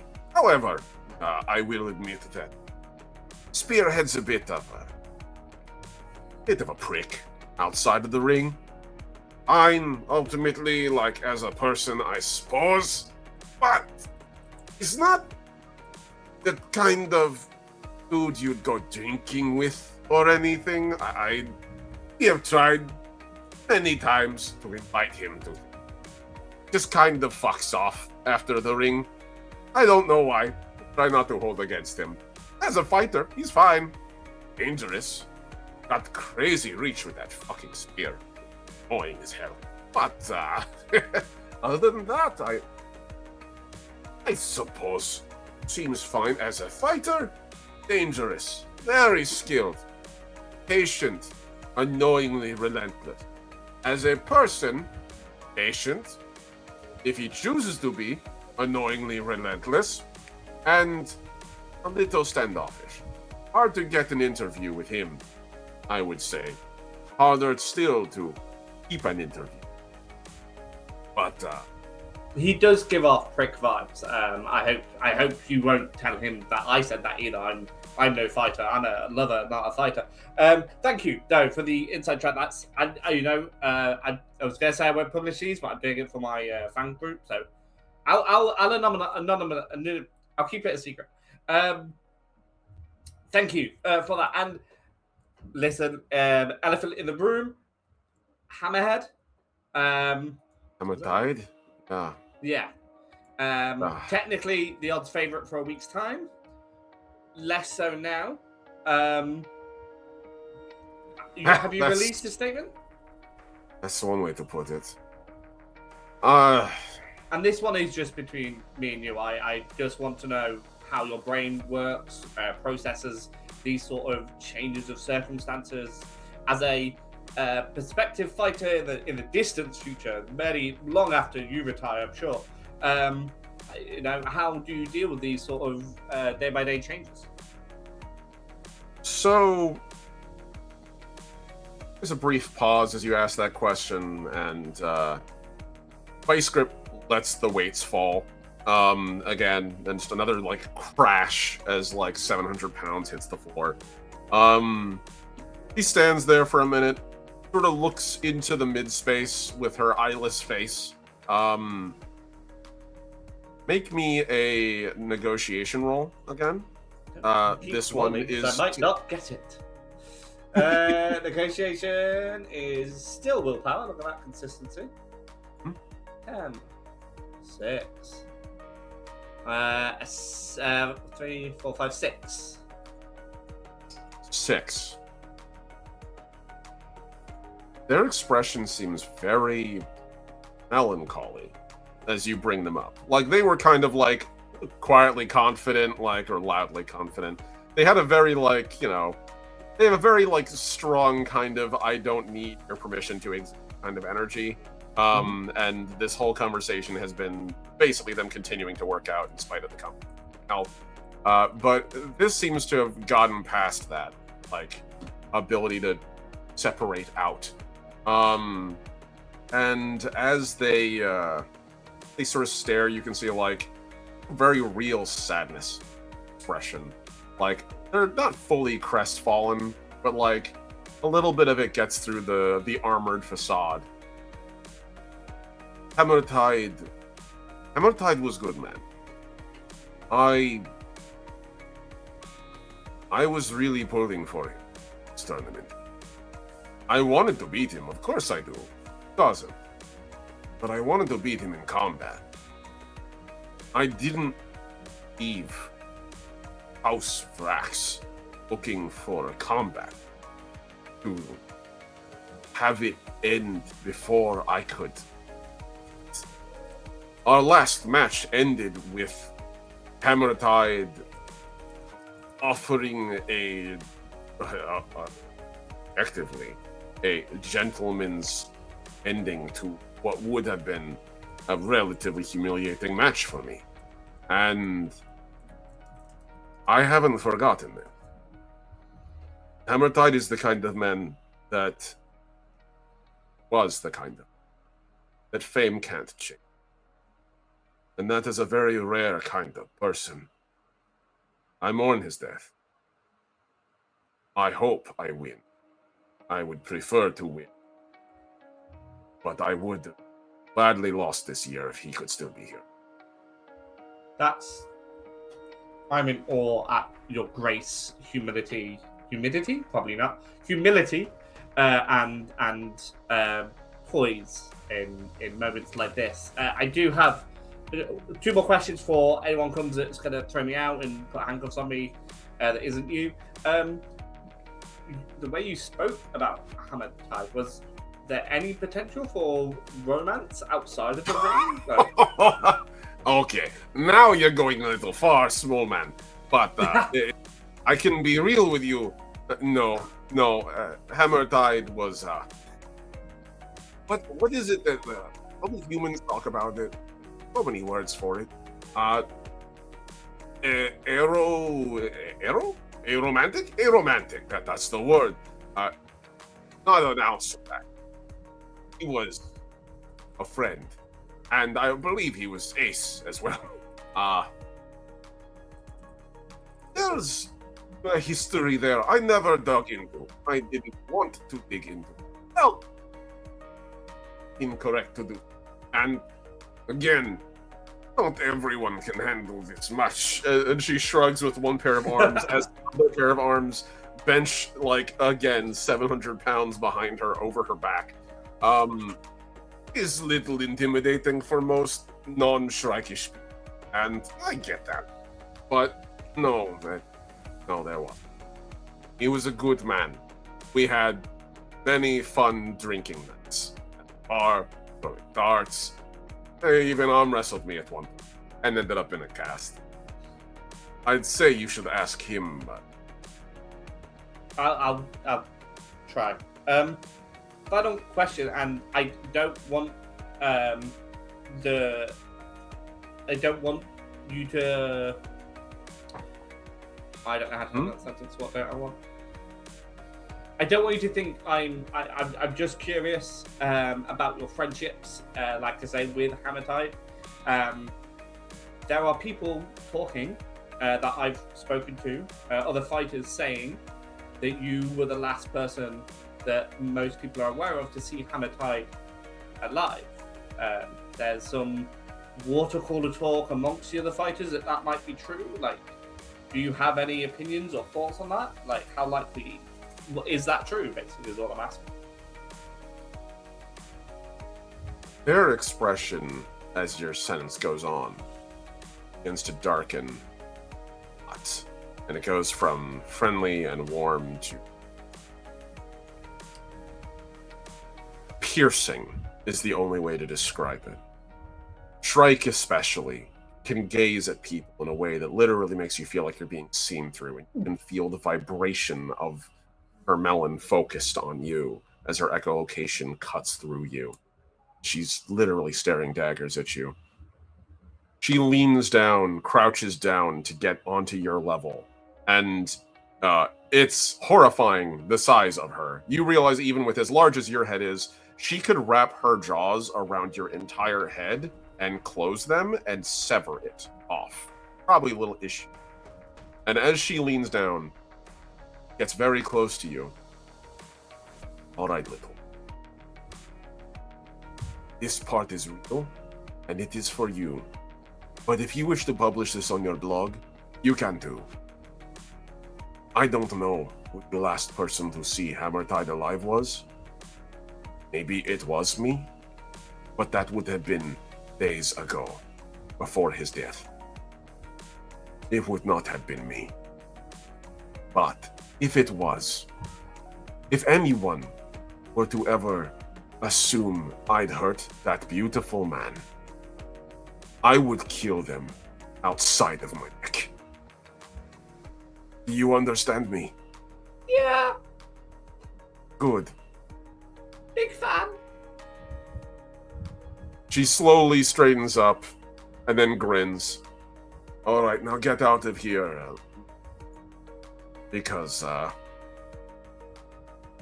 whoever the fuck you are, you're not that. You're not friends with someone on the board. If you were, they would have told you not to ask me such piercing questions. So, security is going to come from the right. Go to the left. Have a good day. And she settles back down as you can hear the clank clank of the metal rising again, and the door closes behind you. And coming from the right, you can see a couple of security officers just walk by, hold a wrist link up from across the hall, and like it just blinks green when they look at you, and they walk the other way. Can't stop me, Vice Grip. I shall outsmart you with my excellent clearage. With my VIP. Yeah. You know what the P stands for? Yeah, bet you don't. Damn. Alrighty. So, we're gonna go from you to the interior of the garage. Oh. As you guys get down to the garage, you actually do see this, see the machine the Hammer Tide is famous for. And in this instance, suppose, actually, there we go. The machine Hammer Tide is famous for is surprisingly simple, really. Most of the fighters in the tournament have upgunned mechs, like really, really polished, highly like equipped gear. Some of it's like warfighter levels of like quality. There's a bleeding edge technology abounds. But instead of seeing all this crazy technology when you get there, instead what you see is actually just kind of, well, a goofy ass mech that you guys would see almost anywhere else. It's very similar to the Vox Assembly Walkers you guys saw a few years back. It's an old Da Vinci class walker frame. So it's industrial equipment, basically. Basically, yeah, it's a forklift. A boofer. Yes, it is a forklift, more or less. It is rugged and well armored. These things are made to take a lot of impact shocks and get thrown around like crazy. But yeah, it's basically just the power lifter from Aliens with extra steps. Stands roughly about 18 feet tall. Heavy ceramic armor. The plating on the plating over the canopy is nice. The only difference from the art I just shared with you guys is the fact that it's completely silver with one splash of red stripe down it. Almost like someone splattered it with blood, but it was intentionally like done as a paint. It wasn't like his actual blood. That would be a bit too hardcore. Yeah, no. It has extra armor, that's for sure. So it has been up armored. And it does have a couple of like simple Vulcan guns on it for long range engagements. It has what appears to be a booster system on it to help it move around more quickly. And on the back is a giant impact hammer, which, as opposed to like the usual skewering hydraulic device that's bolted to a mech's arm, this thing is actually like a giant sledgehammer, the giant piercing head at the end. And yeah, it's in surprisingly pristine quality as it stands there. Can I roll to check for A for sabotage and B for any spy devices? You absolutely can. Please do. Roll me engineering in this case. And can I add my industrial equipment? You absolutely can, in robotics as well. It literally qualifies for that. The rest of the chamber that you guys are in, this large vaulted structure, kind of like it sort of looks like a warehouse. But the interior of it, you can see, has a bunch of cameras on it. There's huge racks of industrial equipment off to the sides and storage. It literally looks like someone stacked a bunch of cargo containers from a ship nearby, and each of them has like different color codes on it. There's a bunch of other like gantries nearby, some of which have mechs, some of which don't. Engineering. You absolutely may. And there's also a Too much computer in it. console next to it as well, which appears to be open and accessible for you. I used a moat to re-roll because my roll was butt, even with my modifiers. And Yeah. my dice ended up exploding, my d6, so it's a 16. Okay. 16. Nice. You absolutely can help, so you'll roll your engineering roll as well. And you can, actually, if you want, you can roll hacking. You can use your hacking module for this if you want to check for electronic sabotage. Or you can just do engineering. That works too. Pages. If I do hacking, I get a load more modifiers, though. You do. It's your call. There is, like I mentioned, a console right next to you, which you probably could. It's connected to the machine. I'll roll with the hacking because that is, like, even if I don't roll as well, it'll give me more for it. Okay. You also gain benefits for your hacking module as well, since you can add that on. And if you want, you could absolutely use the hacking program if you chose. Oh. I'm going to use a moat, just straight up, because that was awful. Yeah, it's a 2 and a 4. That's horrible. That's horrid. Yeah. Like, Because we were rolling so well earlier that all of a sudden we used up all our luck. yeah. Apart from mouse, I don't know that any of my... Technically, your Although- roll is a lot higher, Becky, because you didn't add your mod to your luck die. Sorry, I didn't quite hear that. Oh, that's You worse. didn't add your modifiers to your luck die, so it's more than 16. You rolled 16, but then you've got +8 with all your modifiers. Is that how that works, or is that separate? That is how it works, yes. And I'm so sorry. Well, you can roll again if you wanted, because statistically speaking... Screw it, yeah. No, if you roll higher, it's better. Thanks, love. If you don't piss off the armored, the massive, muscled, scary fighter. Ah! Yeah, oh, There we well. go! A number above 3. Okay, so that what is was it only for- one, but that's still the best of any of them, so I'll take that one, I guess. Okay, so 7... Plus your plus hacking 5 module. Hacking. Can I use my espionage as part of this? Okay, so plus another 2. What about academics? I'm researching, I'm investigating. I don't think academics will help. Fine, it was worth a try. That's fine. So 7 plus the 7, so 14. I can do that one. Yep. So 14, My wait, what? your hacking module as well. Did you add that in? The die for it? I did not. Yep, roll that too.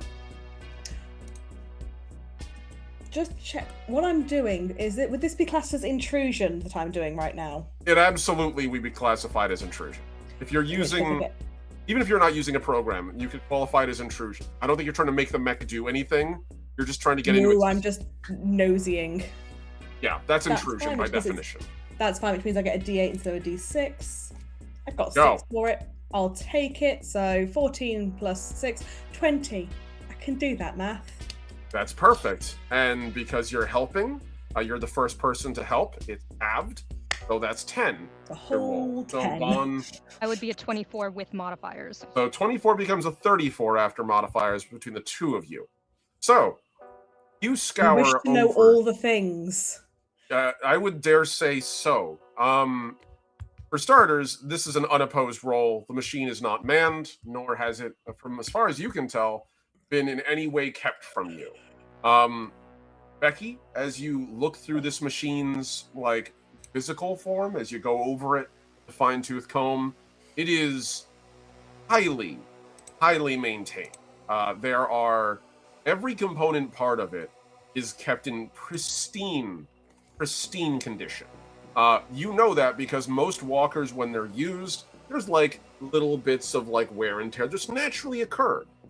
Occasionally you get fluid stains from oil or coolant or lubrication that might break free and might slightly stain the armor.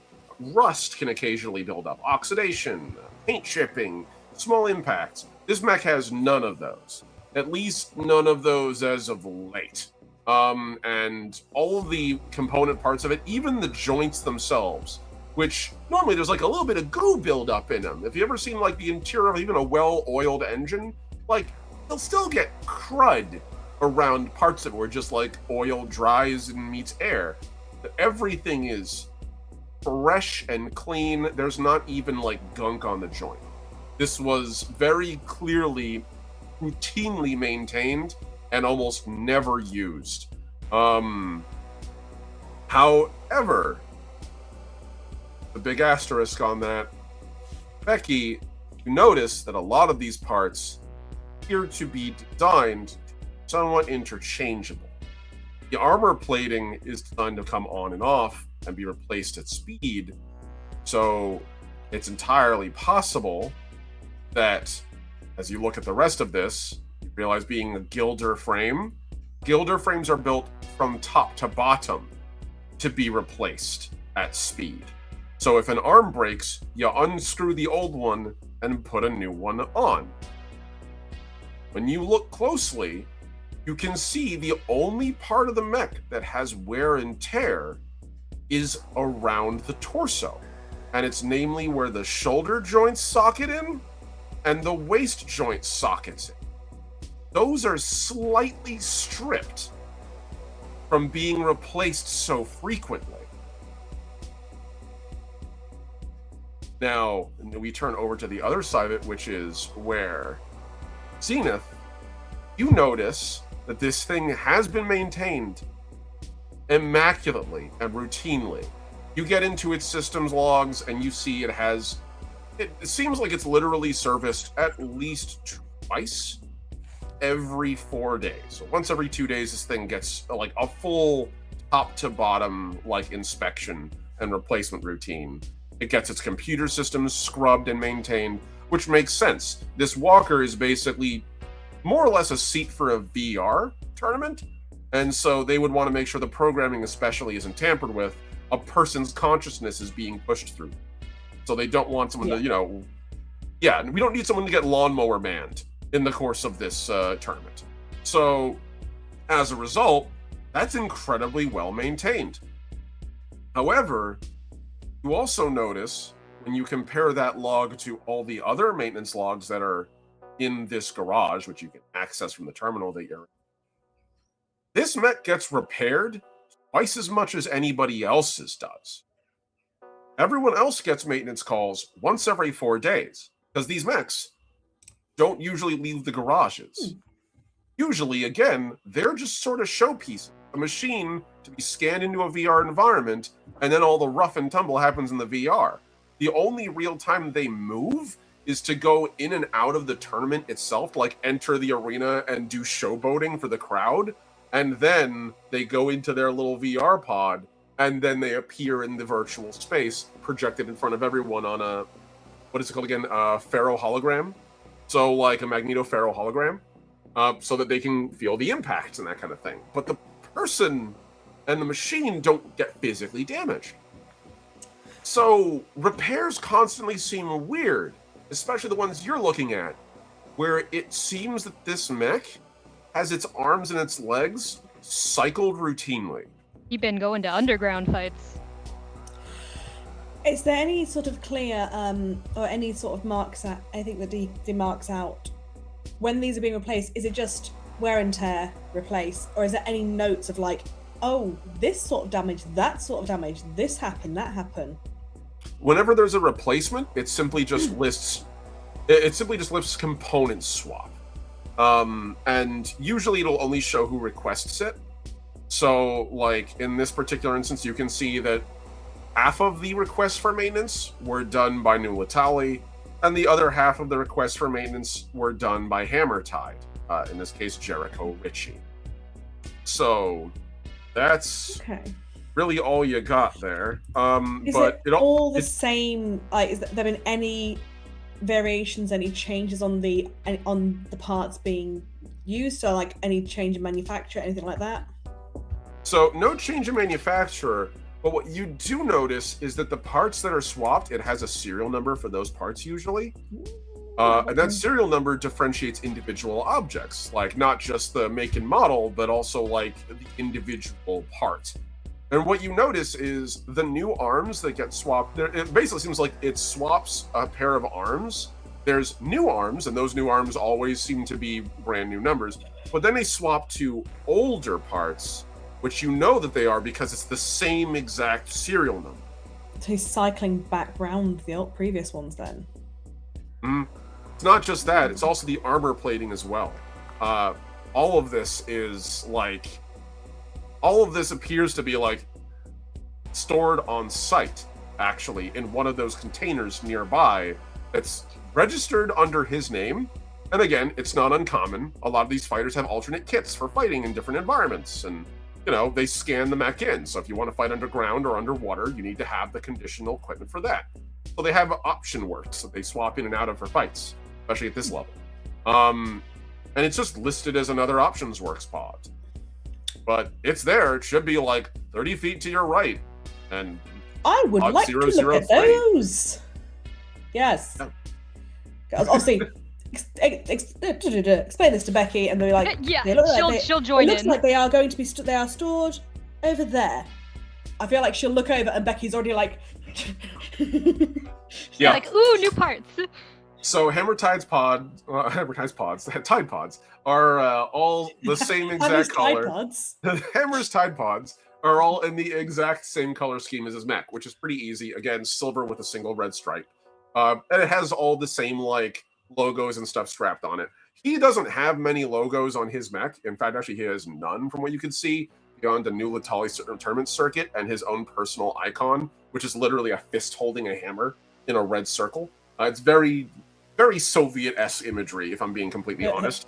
However, which is why he was murdered. Maybe. However, the pods have all the actual sponsors that have him, and it's everyone in the JSA: Euripides Interstellar, Chromium Industrial, Alliance Foundry, New Letali, of course, the Joint Syndicate Authority, Lavara Collective, 27 other corporations. They even have like other ones, including ones that are nowhere near the sector, like, as an example, the Mirage Collective. And also, I think one particular one that always comes to mind is, oh yeah, that's right. He actually does have 0 Point Manufacturing as a sponsorship, which is actually a, like, synthetic sponsorship. So the Children of Iron, like their state-run corporation, have sponsored him at one point. And so when you open the box, a bunch of shiny new parts. Most of it appears to be like orbital maneuvering gear, so like extra boosters, an extra like reinforcing component for a cockpit that's designed to like polarize in like an environment where there's extraordinary brightness. So same way like an astronaut's helmet does. Also a couple laser cannons. Make me an awareness check.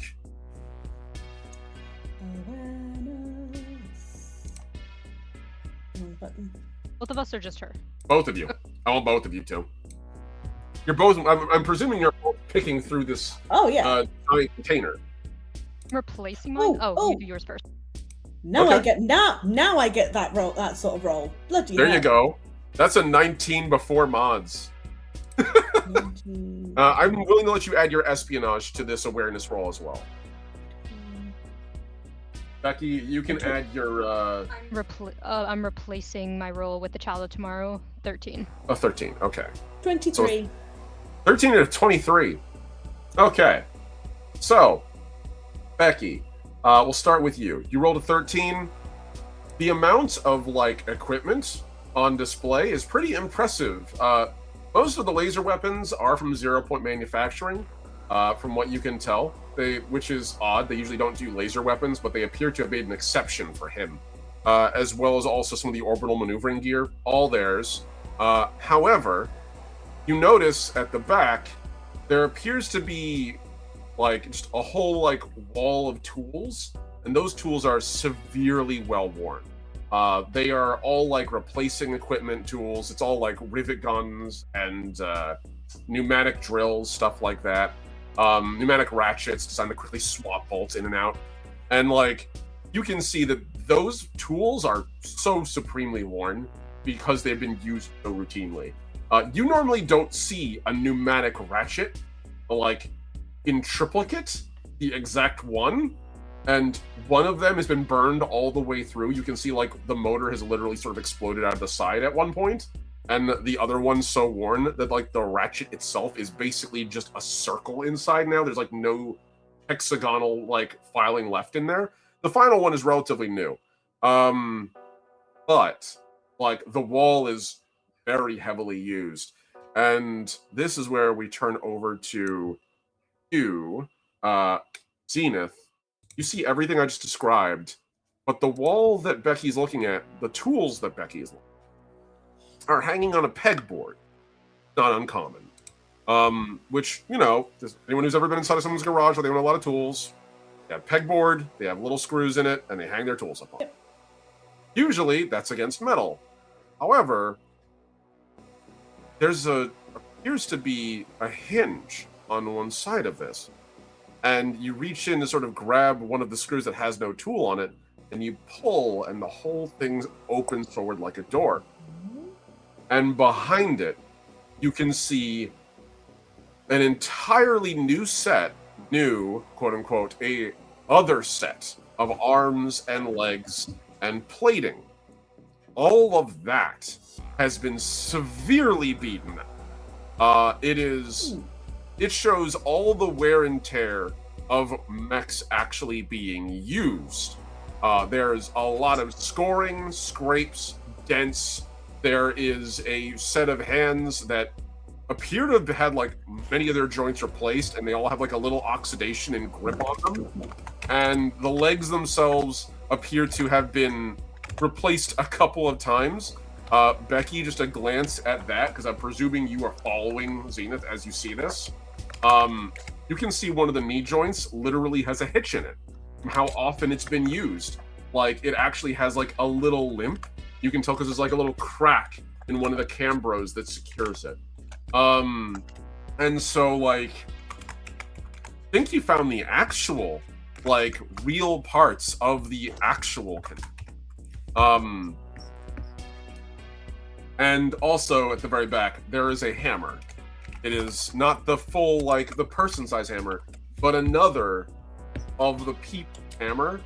Same one, but this one, as opposed to polished silver with a nice polished black head and a leather-wrapped handle of, like, immaculate make, this one is, like, a hand-wrapped handle with actual, like, belt leather around the bottom, secured with, like, old glue, like industrial glue to make the grip.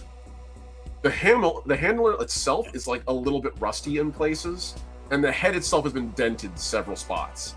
And it is, from what you can see, it even appears to have, like, extra scoring and, like, corrosion where the head is.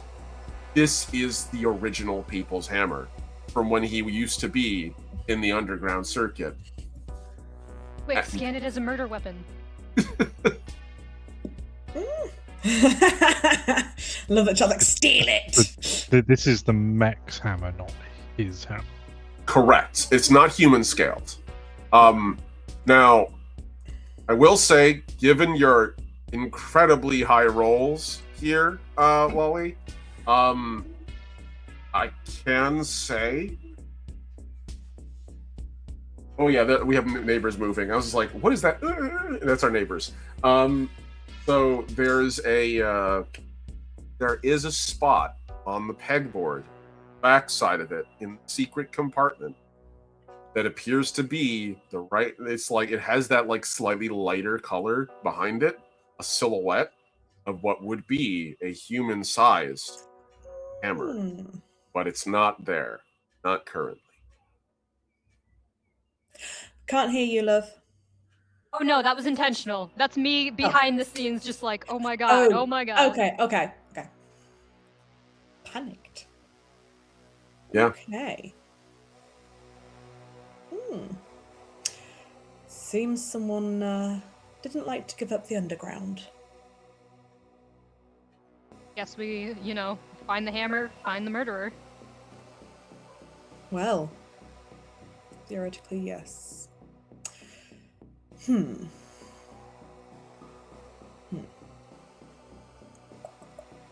From outside of the cargo pod, like not nearby, but like I guess a little nearby, but a lot like around the corner, like a couple dozen feet away at least.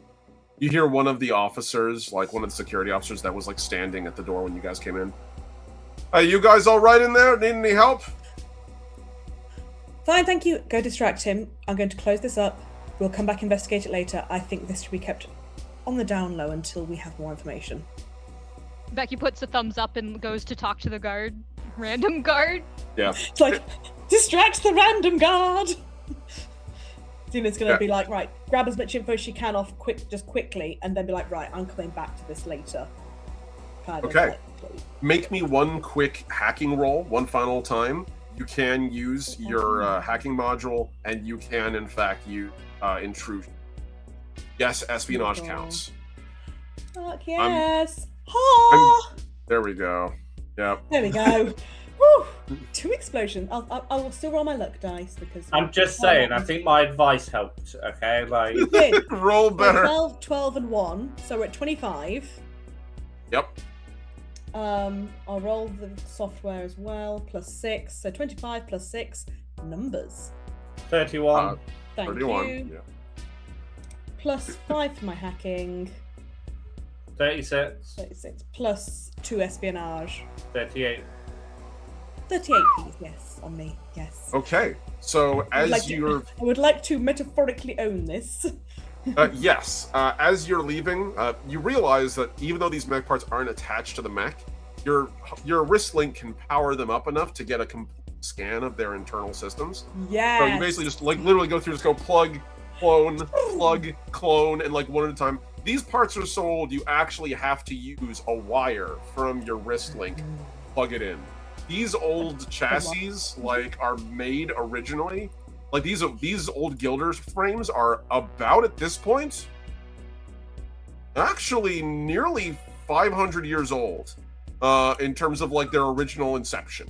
And while they've been like re-released a dozen times, it's kind of like, you know, why reinvent the wheel? These things have been working good for hundreds of years, and that's why they work. They keep them simple. So like, yeah, but you get all of it very quickly. Hilariously, because of how simple the technology is, it's easy to clone that tech. It's practically the level of like scientific advancement we would see in your average person, like lawnmower scooter, like where they just sort of rigged something up out of like a chain and a simple like what's it called again? Like a weed whacker motor. Like it's that level of like technology at this era. But it works. Becky, as you step outside, you can see there is just a normal like JSA Rapid Reaction Force officer, again wearing the same exact like new Letali colors as you've seen before, and just sorry, didn't mean to intrude, ma'am. Just saw you guys go in, and I know those parts get heavy and they can come off the racks. Want to make sure you two are all right. We're good. How long have you been doing this? A few years, ma'am. It's a pretty steady job. Nice. See too much action, or is it relatively quiet? Oh, it's quiet up here. I'm mostly guarding boxes. Nobody comes in. Except for the fighters and their pit crews. And they've all got ID. Do you have the logs for the past couple days? If you need them, yeah. I can totally get you those security clearance logs. Come with me. And, you know, this giant, like, 10-foot tall metal man walks over to the door. And there's, like, a little kiosk there, and he pushes a button. There's a little as it spits out a little physical, like, data stick. He just turns on and hands it to you. That's a clone of pretty much the past 7 days' logs. Piero told me to give you whatever you need. Hopefully that'll help. Thanks. Yeah, You no actually enjoy your job? I just want to make sure, because, I mean, we're recruiting. It's a job, ma'am. I have decent health care, pretty good security, decent benefits. If I do this for another 10 years, I retire. Call that a win. Nice. They treat you well. That's important. Yeah, well, at least I'm not working down in the plank, or even in the domes. Oh, those poor bastards. You see those guys who are handing out the merch in those upper tiers? First job on the town. Feel bad for those. What can you tell me about the planks? I don't take many patrols down there, but kind of rough and tumble. People there are decent, but high pressure job. It's still a mining colony, even with all of this. So they're dealing with getting their hands gummed up. All sorts of crap. Even with all their equipment and gear, people die in the mines. It happens. Just the nature of the work. There's no amount of industrialization or drone usage that can remove the risk. Not yet. Everyone's been saying that for generations. That technology is going to solve every one of our problems. But in my experience, it just makes new ones. You introduce drones, they have a limited range. People need to go in with the drones. Bring in power supplies. Power supplies can rupture, cause havoc. Not the point. The point is mining's dangerous and has been for as long as I'm aware of it. Still is. They do their best, but we get hurt. So they party hard, they work hard, they live hard. So, yeah. Great place to go if you want a drink. Everything up here is all those hoity-toity umbrella drinks. Down there, you can get something actually stiff. All right, you have any recommendations? Umbrella drinks. I'm not normally one for whiskey, but here Gerald's has a good bourbon. You mean to go there, but they don't particularly like seeing my kind down there, and I can't exactly blame them. Underground Tournament Circuit doesn't like seeing the metal bouncers show up, so we try not to. Besides, what they do feeds into what we do up here. You don't poison your own roots, you know? How so? Well, think about it. The underground tournament circuit feeds into the professional circuit. That's what Viero's putting all his money behind nowadays, as far as I can tell. Truth of the matter is, and he sort of leans in a little more conspiratorially, and you can, like, it's kind of silly, because it's this guy in full power armor, so it's not exactly a discreet gesture for a 10-foot-tall guy to crouch down. But, like, whispers in with one hand over, like, the front of his faceplate to reduce the volume on his speakers. Truth is, everything I've seen, pretty sure Letali's looking to move away from mining. Everything going on with the Chromium Directive and them getting involved. Chromium Industrial does mining on a vaster scale, more efficiently than New Letali's done for generations. It's the nature of the beast. Humans kind of strip mine everything ruthlessly, whereas the clique just kind of mine things to turn them into colonies. They don't want to poison the rocks that they inhabit, so they clean it out slowly, steadily, and when you're done, you have a very clean, perfectly susceptible new environment. Humans, they'll crack the fucking thing open with TNT and just take what they need. The rest of the debris falls into the star. Shit. So it's hard to match that level of industrial, I don't want to say, like, use, but, you know, you're dealing with non-planets. So no one really cares if a couple of asteroids explode to get better results. Not to mention also, New Letali is actually not the original owners of this place. That was Vantacorp back in the day, and after everything went to shit, they bought it at a loss. So I don't think Viero and New Letali were ever really that comfortable with their niche here, especially when Chrome started looking at it. That's a big megacorp from humanity right there. The clique might have huge megacorps, but New Letali isn't one of them. So If I think fights would stay, how would people's livelihoods be affected by that? Say again? The fights would stay, I would assume, if they stopped mining, but how would that affect everyone's livelihoods?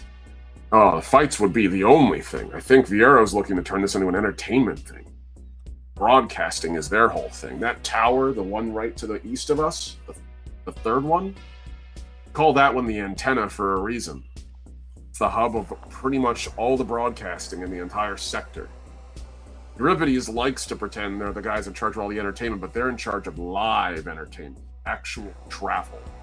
You watch something on the Prism locally, it's probably gone through the antenna. And as far as how it would affect all those poor guys down in the planks, I don't know. Can't imagine a lot of those jobs would stick around if they moved away from mining. They'd probably still finish up with what they have here, but even then, I don't know if you've looked at our asteroid lately. Not a lot of it left. Kind of looking more like an eggshell than a rock mill. Eventually, we're going to run out of stone and meaningful resources to pull out of it, and at that point, oh, life of a guilder. You go from one job to the next. So, yeah. Willing to bet? Entertainment. Be nearly as much mining. A lot of guilder contracts would probably dry up. I can't imagine they'd be keen on that. But that's pretty much the story of the sector. How it goes. Has enough time passed, or does she need to continue? Oh, at this point, it was... Yo, you're good. At this point, like, Zenith was a speedy queen about that. She was not messing around. Yeah, if anything, Zenith, you probably have seen this conversation, like, about a third of the end of it. Like, just watching it through the door. Oh. And upon seeing Zenith, she holds up the data disk. Thanks. Thank you for this. We'll do our best to find out who's responsible. I appreciate it. I had a couple hundred credits riding on Hammertide, but I'll be honest, I kind of liked them anyway. So, yeah, let me know if you need any more help. I'll be happy to give you a hand. And she might actually like reach out her hand and be like, "I'm Becky." Robert takes her hand, shakes it. And yeah, we cut from there as you two leave the room with a fair bit more knowledge than you had. Indeed. So now there's a different kind of financial motivation for his death. Assuming he might be involved, but might not. We'll see. We finally are on to Mognir. Mognir, where were you heading again? Remind me, refresh us. It's been a bit. He was having a general wander, but he started to get an idea and wanting to head to if there is like a centralized security office within this tower. Oh yeah, there's a couple. This is it is a 15-kilometer large structure, so as a result, like, it's hard to find something that's like centralized per se, but there absolutely is. So let me just up. Actually, such a big records of it. Here we go. Okay.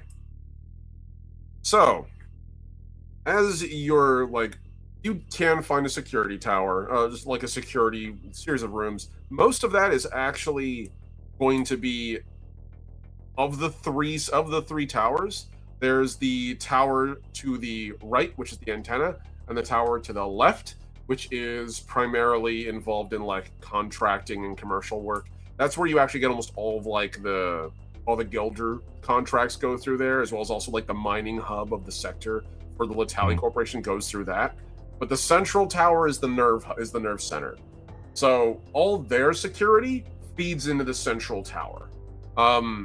Roughly about like 2/3 of the way up, there's a security hub. And when you get there, you can see it's roughly about like 6 guys, different species of different varieties of synthetic, a Shrike, an Acris, human, couple click, all sitting in front of consoles with headsets on, looking through what appears to be thousands of like camera feeds. Most of it's pretty straightforward. It almost looks like a 911 operating center for what appears to be the whole of New Letali. And as you enter in, there is a security officer at the door, and they turn to look at you, and just, you can see the icon, the New Letali icon on their face, briefly like winks green. It winks green as it like scans your wrist link, and just like, what can I do for you, sir? I have a couple of thoughts that you might be able to help me with. Right away, sir. Whatever you need, we can do here. Who or what team found Hamatide? That'd probably be Janine. Janine! And you can see, like, one of the folks over at the chairs turns around.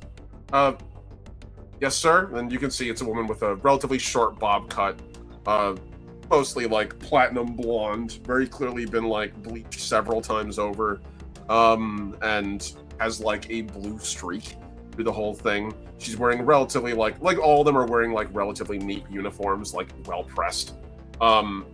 Yes, sir. You were the one on duty, when you found him, right? Yes, sir. I was manning the plank reactions that night, and got a call in roughly about 3:30 a.m. local time. I'm happy to answer any questions or give you access to my console, sir. He turns around and looks at you, Wagner. Mainly, was the call as an anonymous tip, or did someone specifically call in to say they had found Hamatide? Like most of the emergency responses we get from the plank, that one was an anonymous tip. They're not particularly keen on giving out their information. Complicate their Gilder status if they get embroiled in anything that might be illegal. So most of our tips are, discreet. We did find 2 people when they were there. They were waiting with his body, but shortly after the ASA reaction force operators arrived, they cleared out pretty quickly. They didn't seem like they were looting him or anything. They seemed like they were just watching to make sure that we found him. What is the normal protocol? How guarded do you normally respond? Well, security reaction teams will be weighed, usually, and same thing with medical and emergency services, based on the contract number. depending on how pivotal your status is, reaction can be increased or decreased. So if we hear a fire down in the plank, if it's coming from just a random guilder who refused to give their identification, it gets put at the very bottom of the list for the resources dedicated and the time taken to react to it. However, we also put like asterisks on that response time based on how relevant it might be and impactful it might be to the environment around it. So again, a fire for one person inside of their room might not rate a fire response at all in the plank.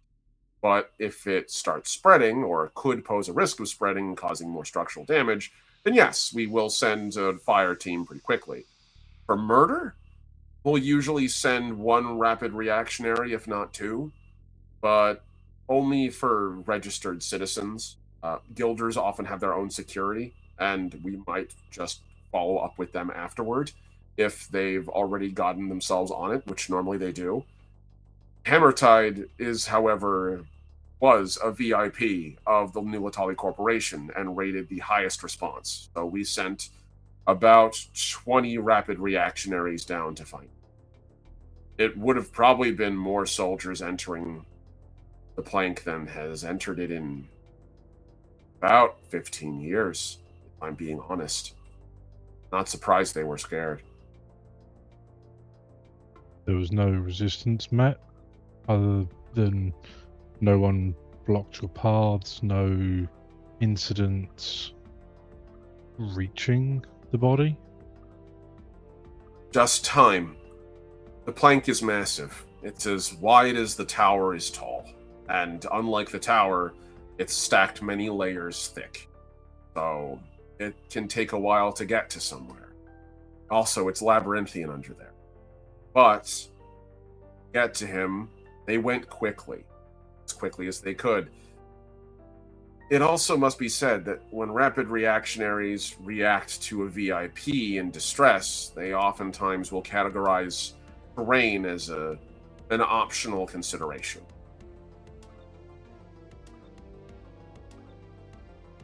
Was any of that documented in this instance? Yes, sir. About 3 walls ran through, as we understand. No depressurizations, no people's injured, everyone got out of the way. Some disruption in a small area down there, one house, but everyone got out fine, and as I understand, they've rebuilt already. It was unregistered already, which happens a lot down there with the slums. So, but no one was hurt, and certainly no one resists. JSA Rapid Reaction Forces, well, how do you resist that? And she gestures at the soldier at the door, and yeah, you know what it's like to be in a hard suit. Makes you a little god. Yes and no. Do you have the logs, and I'm assuming photos and recordings from the initial team who found the body? As I would presume you would have been documenting the entire response. We do, yes, sir. If you'll follow me, I'll take you to the archive. It's literally right down here. She stands up out of the table and begins to sort of walk around. And again, it's like sort of this little central bubble area where they're seated in a circle. But along the sides of this room, there are doors which lead into what look like server hallways or server farm. And so he walks you down there. The soldier stays at the door. He doesn't leave his post. And when he, when she gets to the end, she pulls out a console from one of the servers and types a little bit. And eventually a feed opens up. If you want, you can patch this right into your hard suit. Probably is a good idea to watch this as discreetly as possible. It's difficult footage. Difficult is not something I have to deal with. It won't be difficult for me to view it. Yes, sir. She hits play. And it very much is like a cop body cam footage. From what you can tell, unlike cop body cams which take place, most of that footage comes from your chest for obvious reasons. Directly from Island. Yeah. Yeah. From what you can tell, also, it includes blinking, which means that the feed isn't from a camera in the headset. It's actually intercepting neural feed from the hard suit. So you're seeing what they literally saw with their eyes, and it has been recorded. And so as you're watching, it actually says Operator 1 of this squad number, like Squad 368. And you can see, like, there's a lot of footage that's sort of just like, it's literally just travel time. And she's fast forwarding through most of it because it's just like literally these guys getting there, arriving in a hover vehicle, jumping out of the hover vehicle, literally running down hallways at full tilt. Yeah, for what he's looks trying like to just get her to just sort of skip through. Yeah. She's obviously aware of what I'm actually trying to see. Exactly.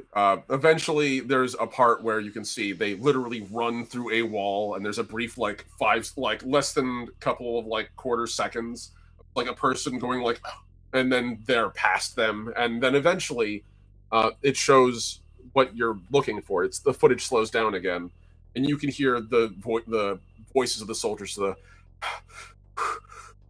of everyone breathing into their mics. 3, you got point. Move. Yes, sir. You can see one of the soldiers running ahead, and you can see over his head a little green, like, number 3. 2, you got his back. 4 and 6, you're on me. The rest of you, fan out, make a circle. No one gets in. No one gets out without my say-so. Well, am I understood? Sir, yes, sir. And they all, like, begin to fan out, and you can see, like, the little radar screen of them going through. And in the distance, you can hear, like, screaming coming over intercoms as they're literally, like, scaring people to get the fuck out of the way and making a cordon. And they begin to pound down this gantryway. The gantryway they're on is hard vacuum. This is one of the parts of the plank that extends into space. And the gantryway is literally this metal corrugated plate, like, with hanging off of pipes. It's literally no bigger than what you and I would expect. And it looks out directly onto the planet below. You can look through the frame, the superstructure, see it from the below. And as these guys come running along the gantryway, in the distance, you see a body floating there, human, supposedly, in a hard suit, slightly hands, like, pulled up a little bit. It's very big. It's very clearly hammer-tied. And standing, like, next to him was, like, one person who was, like, gently, like, trying to shake the shoulder, see if they would react.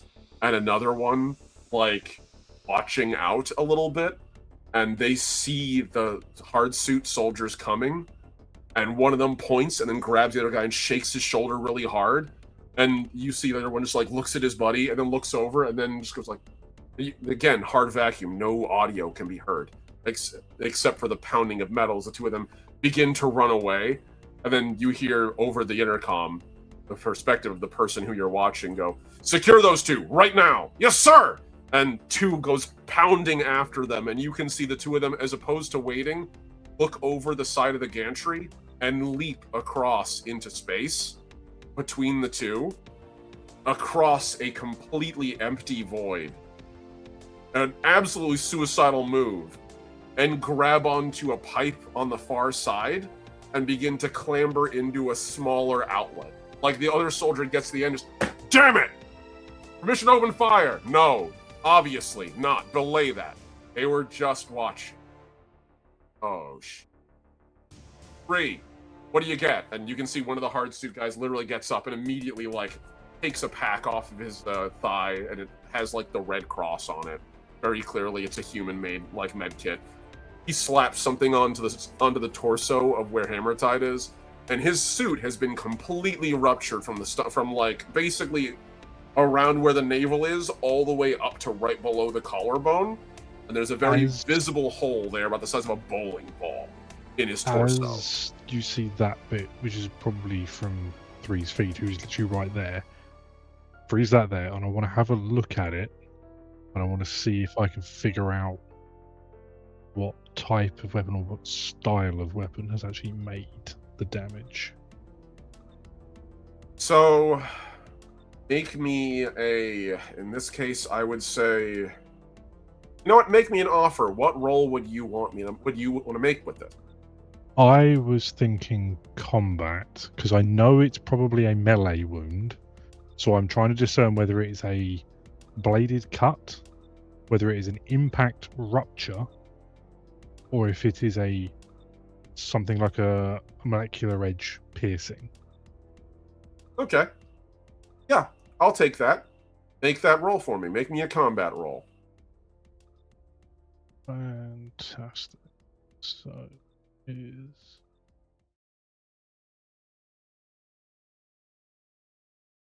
that would be still going to go with the 18. That's the mods there. So that is 23 total. So, been in combat for a while, and you fought a lot of crazy shit.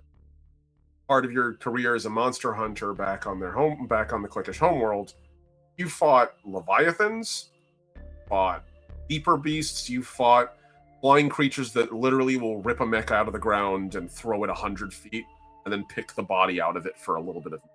You've encountered crazy shit. The injury you're looking at does not look like a traditional ballistics weapon, and it certainly does not appear to be any kind of conventional weapon at all, actually. The wound that you're looking at, as I mentioned, is a hole in the dude's chest, and it's roughly bowling ball sized. So, like, yeah, the question isn't how much of him, like, is he alive? He's absolutely dead. The footage you're looking at, the guy who's about to attend to him is going to attempt to resuscitate him and certainly fail, because there is a hole where primary organs should be. And so normally with a wound like that, if it were a bludgeoning weapon, the resultant gore would be horrific. Because you'd have caving and rupture rather than cleaner edges. Exactly. It would appear as, I mean, it's basically getting stepped on by an elephant or hit with a car or something like that. It would be horrific. It wouldn't be a recognizable person with that much force and trauma involved. It would be pieces. They'd be looking for pieces. Same reason why it's clearly not explosive. He would be in multiple locations around, not in one body. As a piercing weapon, maybe, like, technically you could see it, but the issue is scale. This isn't a person-sized attack. An injury like this is the kind of shit you would get from one of the creatures on your homeworld. This is the kind of thing a Reaper Leviathan would do to somebody if it just wanted you dead and just wanted to be like, oh, I don't want to deal with you, skewers you with a nail and flings your body 30 feet. You'd have a lovely nail-shaped hole in your body, because for them, it was as easy as pushing its finger through you. This injury has the hallmarks of a piercing injury, but the force behind it, the trauma involved, is spectacular. If you didn't know any better, it looked more like he fell and impaled himself on something massive. That would be like, this is the sort of injury you get from falling 80 feet onto, like, say, a transmission antenna, more than you would, like, getting stabbed by any conventional weapon. Would it be consistent to mech scale melee weaponry? 100%. But the weird thing is, there's no way a mech would fit in here. Maybe if it clambered around the outside, but that would be noticeable, and probably have left some damage on the framework. Given your roll, and you rolled high, so I'll give you this. Whenever a mech or a walker maneuvers, unless it's a 0G maneuver, which this isn't 0G, so it is possible, it leaves an impact where it goes. You know, it's like a person leaving footprints. When you're that big and moving that fast, metal becomes pretty malleable. They'll leave plate prints in the ground. My hard suit can leave impact fucking prints, so a mech definitely will. Yeah, exactly. there's no, as far as you can tell, like, the terrain's beat up, yeah, sure, but it's rusty and old and battered and falling apart, like everything down here. There would probably be debris from an injury like that if it was delivered by a person on a mech. As a hard suit could do something like this, possibly, but it would be a stunning amount of force and a phenomenal amount of over. And probably pretty visible. Like, this is the equivalent of someone putting their hard suit's fist through someone's abdomen. Like, that guy would not be walking around, like, discreetly after doing that kind of injury to someone. Someone would notice a bloody-handed mech walking around, or a bloody-handed person. So yes, this is mech-level injury, but you have no idea how a mech or a hard suit would have gotten in here without somebody fucking seeing it or reporting it. Especially since the call you heard, they reported an injured person. They did not report a fight. I can guarantee it would have been seen, but nobody saw it. No. Nobody saw it. The only two folks that might have seen it, maybe, literally, like, suicidally tried to avoid being known. They made it, but, like... After seeing this, he's going to sort of take the console from her and sort of scan back and forward slowly to try and see as much of the area around where he is to see if there's any other damage. Okay. This is going to be an awareness roll. Yep. Okay. Take it. I now want to see what I can see of over damage from a foot, basically. Okay. Nice. That's a 10. Not so nice. Plus mods. Which is +3 for awareness. 13. 13. Okay. So... Just debating whether I try and moat it to get it better. You could certainly try. I'll be real, that's a pretty above average roll, but if you always want to shoot for higher, I'm never going to stop you. You do have more moats than most. Yeah, I do have 3. I might as well. Come on. You bastard. No. Shit. Could I argue hunting as a boost? I would say so. I would say so.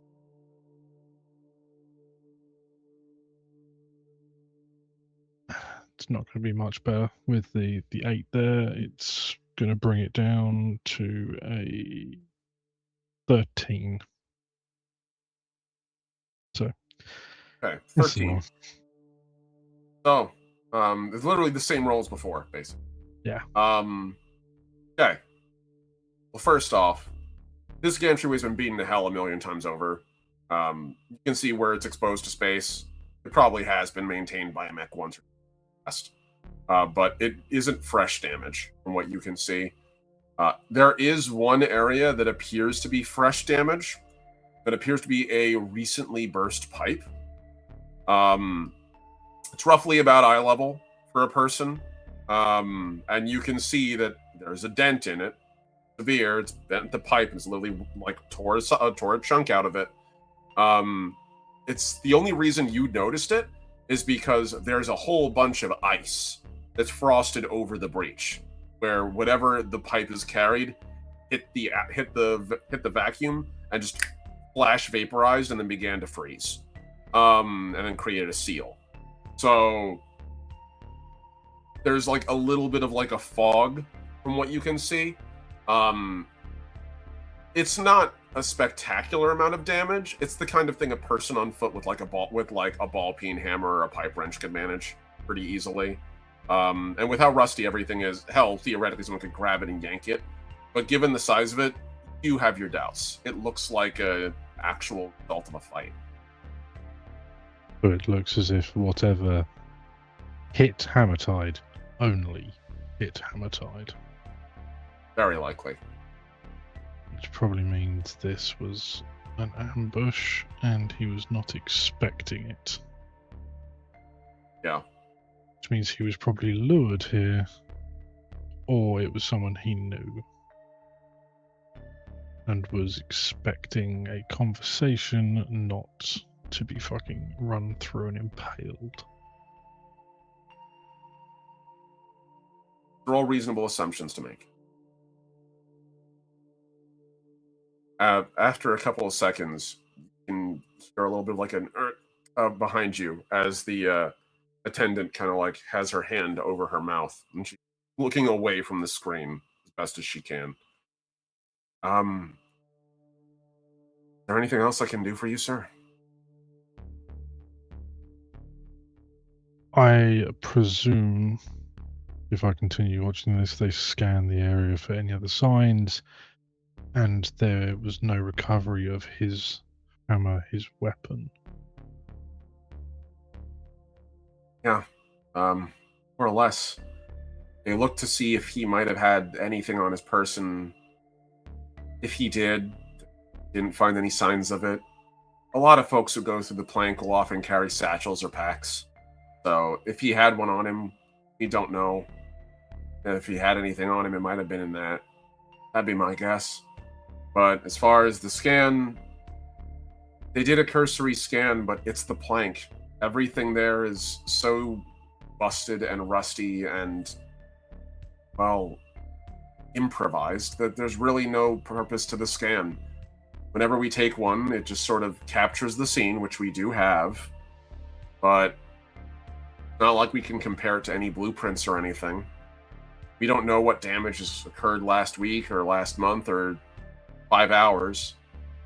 Pretty confident to say, however, that any damage done to that gantry probably is old for the most part, and hard for us to tell, sir.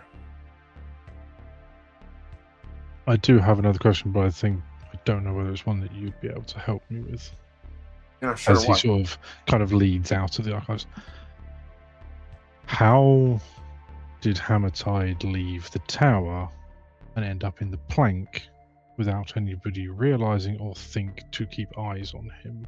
He is a VIP asset for yourselves, but seemingly no one knew he was there. She sort of looks left to right, and she sort of pulls you in a little closer. Truth is, a lot of the VIPs prefer discretion.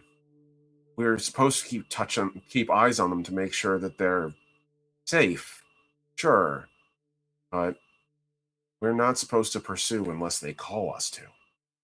Hammertide technically is a VIP. I mean, think about it. Work for a megacorp. Really think they want, like, even rent-a-cops like us digging too deep into what they do? This is why I said it's a question that I'm not sure you'd be able to answer. Well, I can tell you some of the fighters love to skip out of the tower and have ragers, go and have fun times. Generally speaking, we know when they leave, but sometimes they don't always scan out, and if they don't, you don't hassle about it. Probably just didn't scan out. Maybe he used maintenance access ways or something. I don't know. Or someone could have erased the documents or the data. That does happen. Can you tell when or who has? Or would that be someone with higher clearance can make sure that you can't see it? A yes to both of those. Hold on, let's look. He opens one final console, it's like right by the door. Flips through it. Yeah. Security clearance right there. Huh. That's weird. That's not Letali. It says it's, Resonance Security Solutions? I don't recognize that company. Weird. Make me a copy of that and you never saw it. Gladly. He gives you the copy, hands it over. Good luck. And he just turns and leaves without saying anything else. That is where we end our session for the day, boy. Thank you guys so much for tuning in for our next session. I'm really glad to be back on Twitch, playing Legacy First Flight. I've missed this so dearly, and I'm very glad that you guys can watch and enjoy. In the future, I hope you guys continue in. We'll be doing this every other Saturday, and I'll let you guys know on our schedule when that occurs. Also, please look into all the amazing folks that are here. We have, namely, Ampersand Productions. Ampersand D20 is an incredible studio, and I have two of their amazing people here. That includes, the player of Louis and the player of Zenith. So please go give them a look. Paul, you want to plug yourself fast? Yeah, so I'm Paul, as you say, one of Ampersand D20 Productions. Come check us out Thursday evenings and Wednesday evenings. That's pretty much it. Oh yeah, I appreciate you. Thank you, buddy. You guys can go, and if you follow that link right there, you'll be able to go find the channel. Please go and subscribe to their channel. Give them a follow. Give them love. They're amazing. You will not regret it. And again, huge thank you to everyone who is an amazing patron on my channel. It means the world to have you guys and your support. Again, you can find us at patreon.com.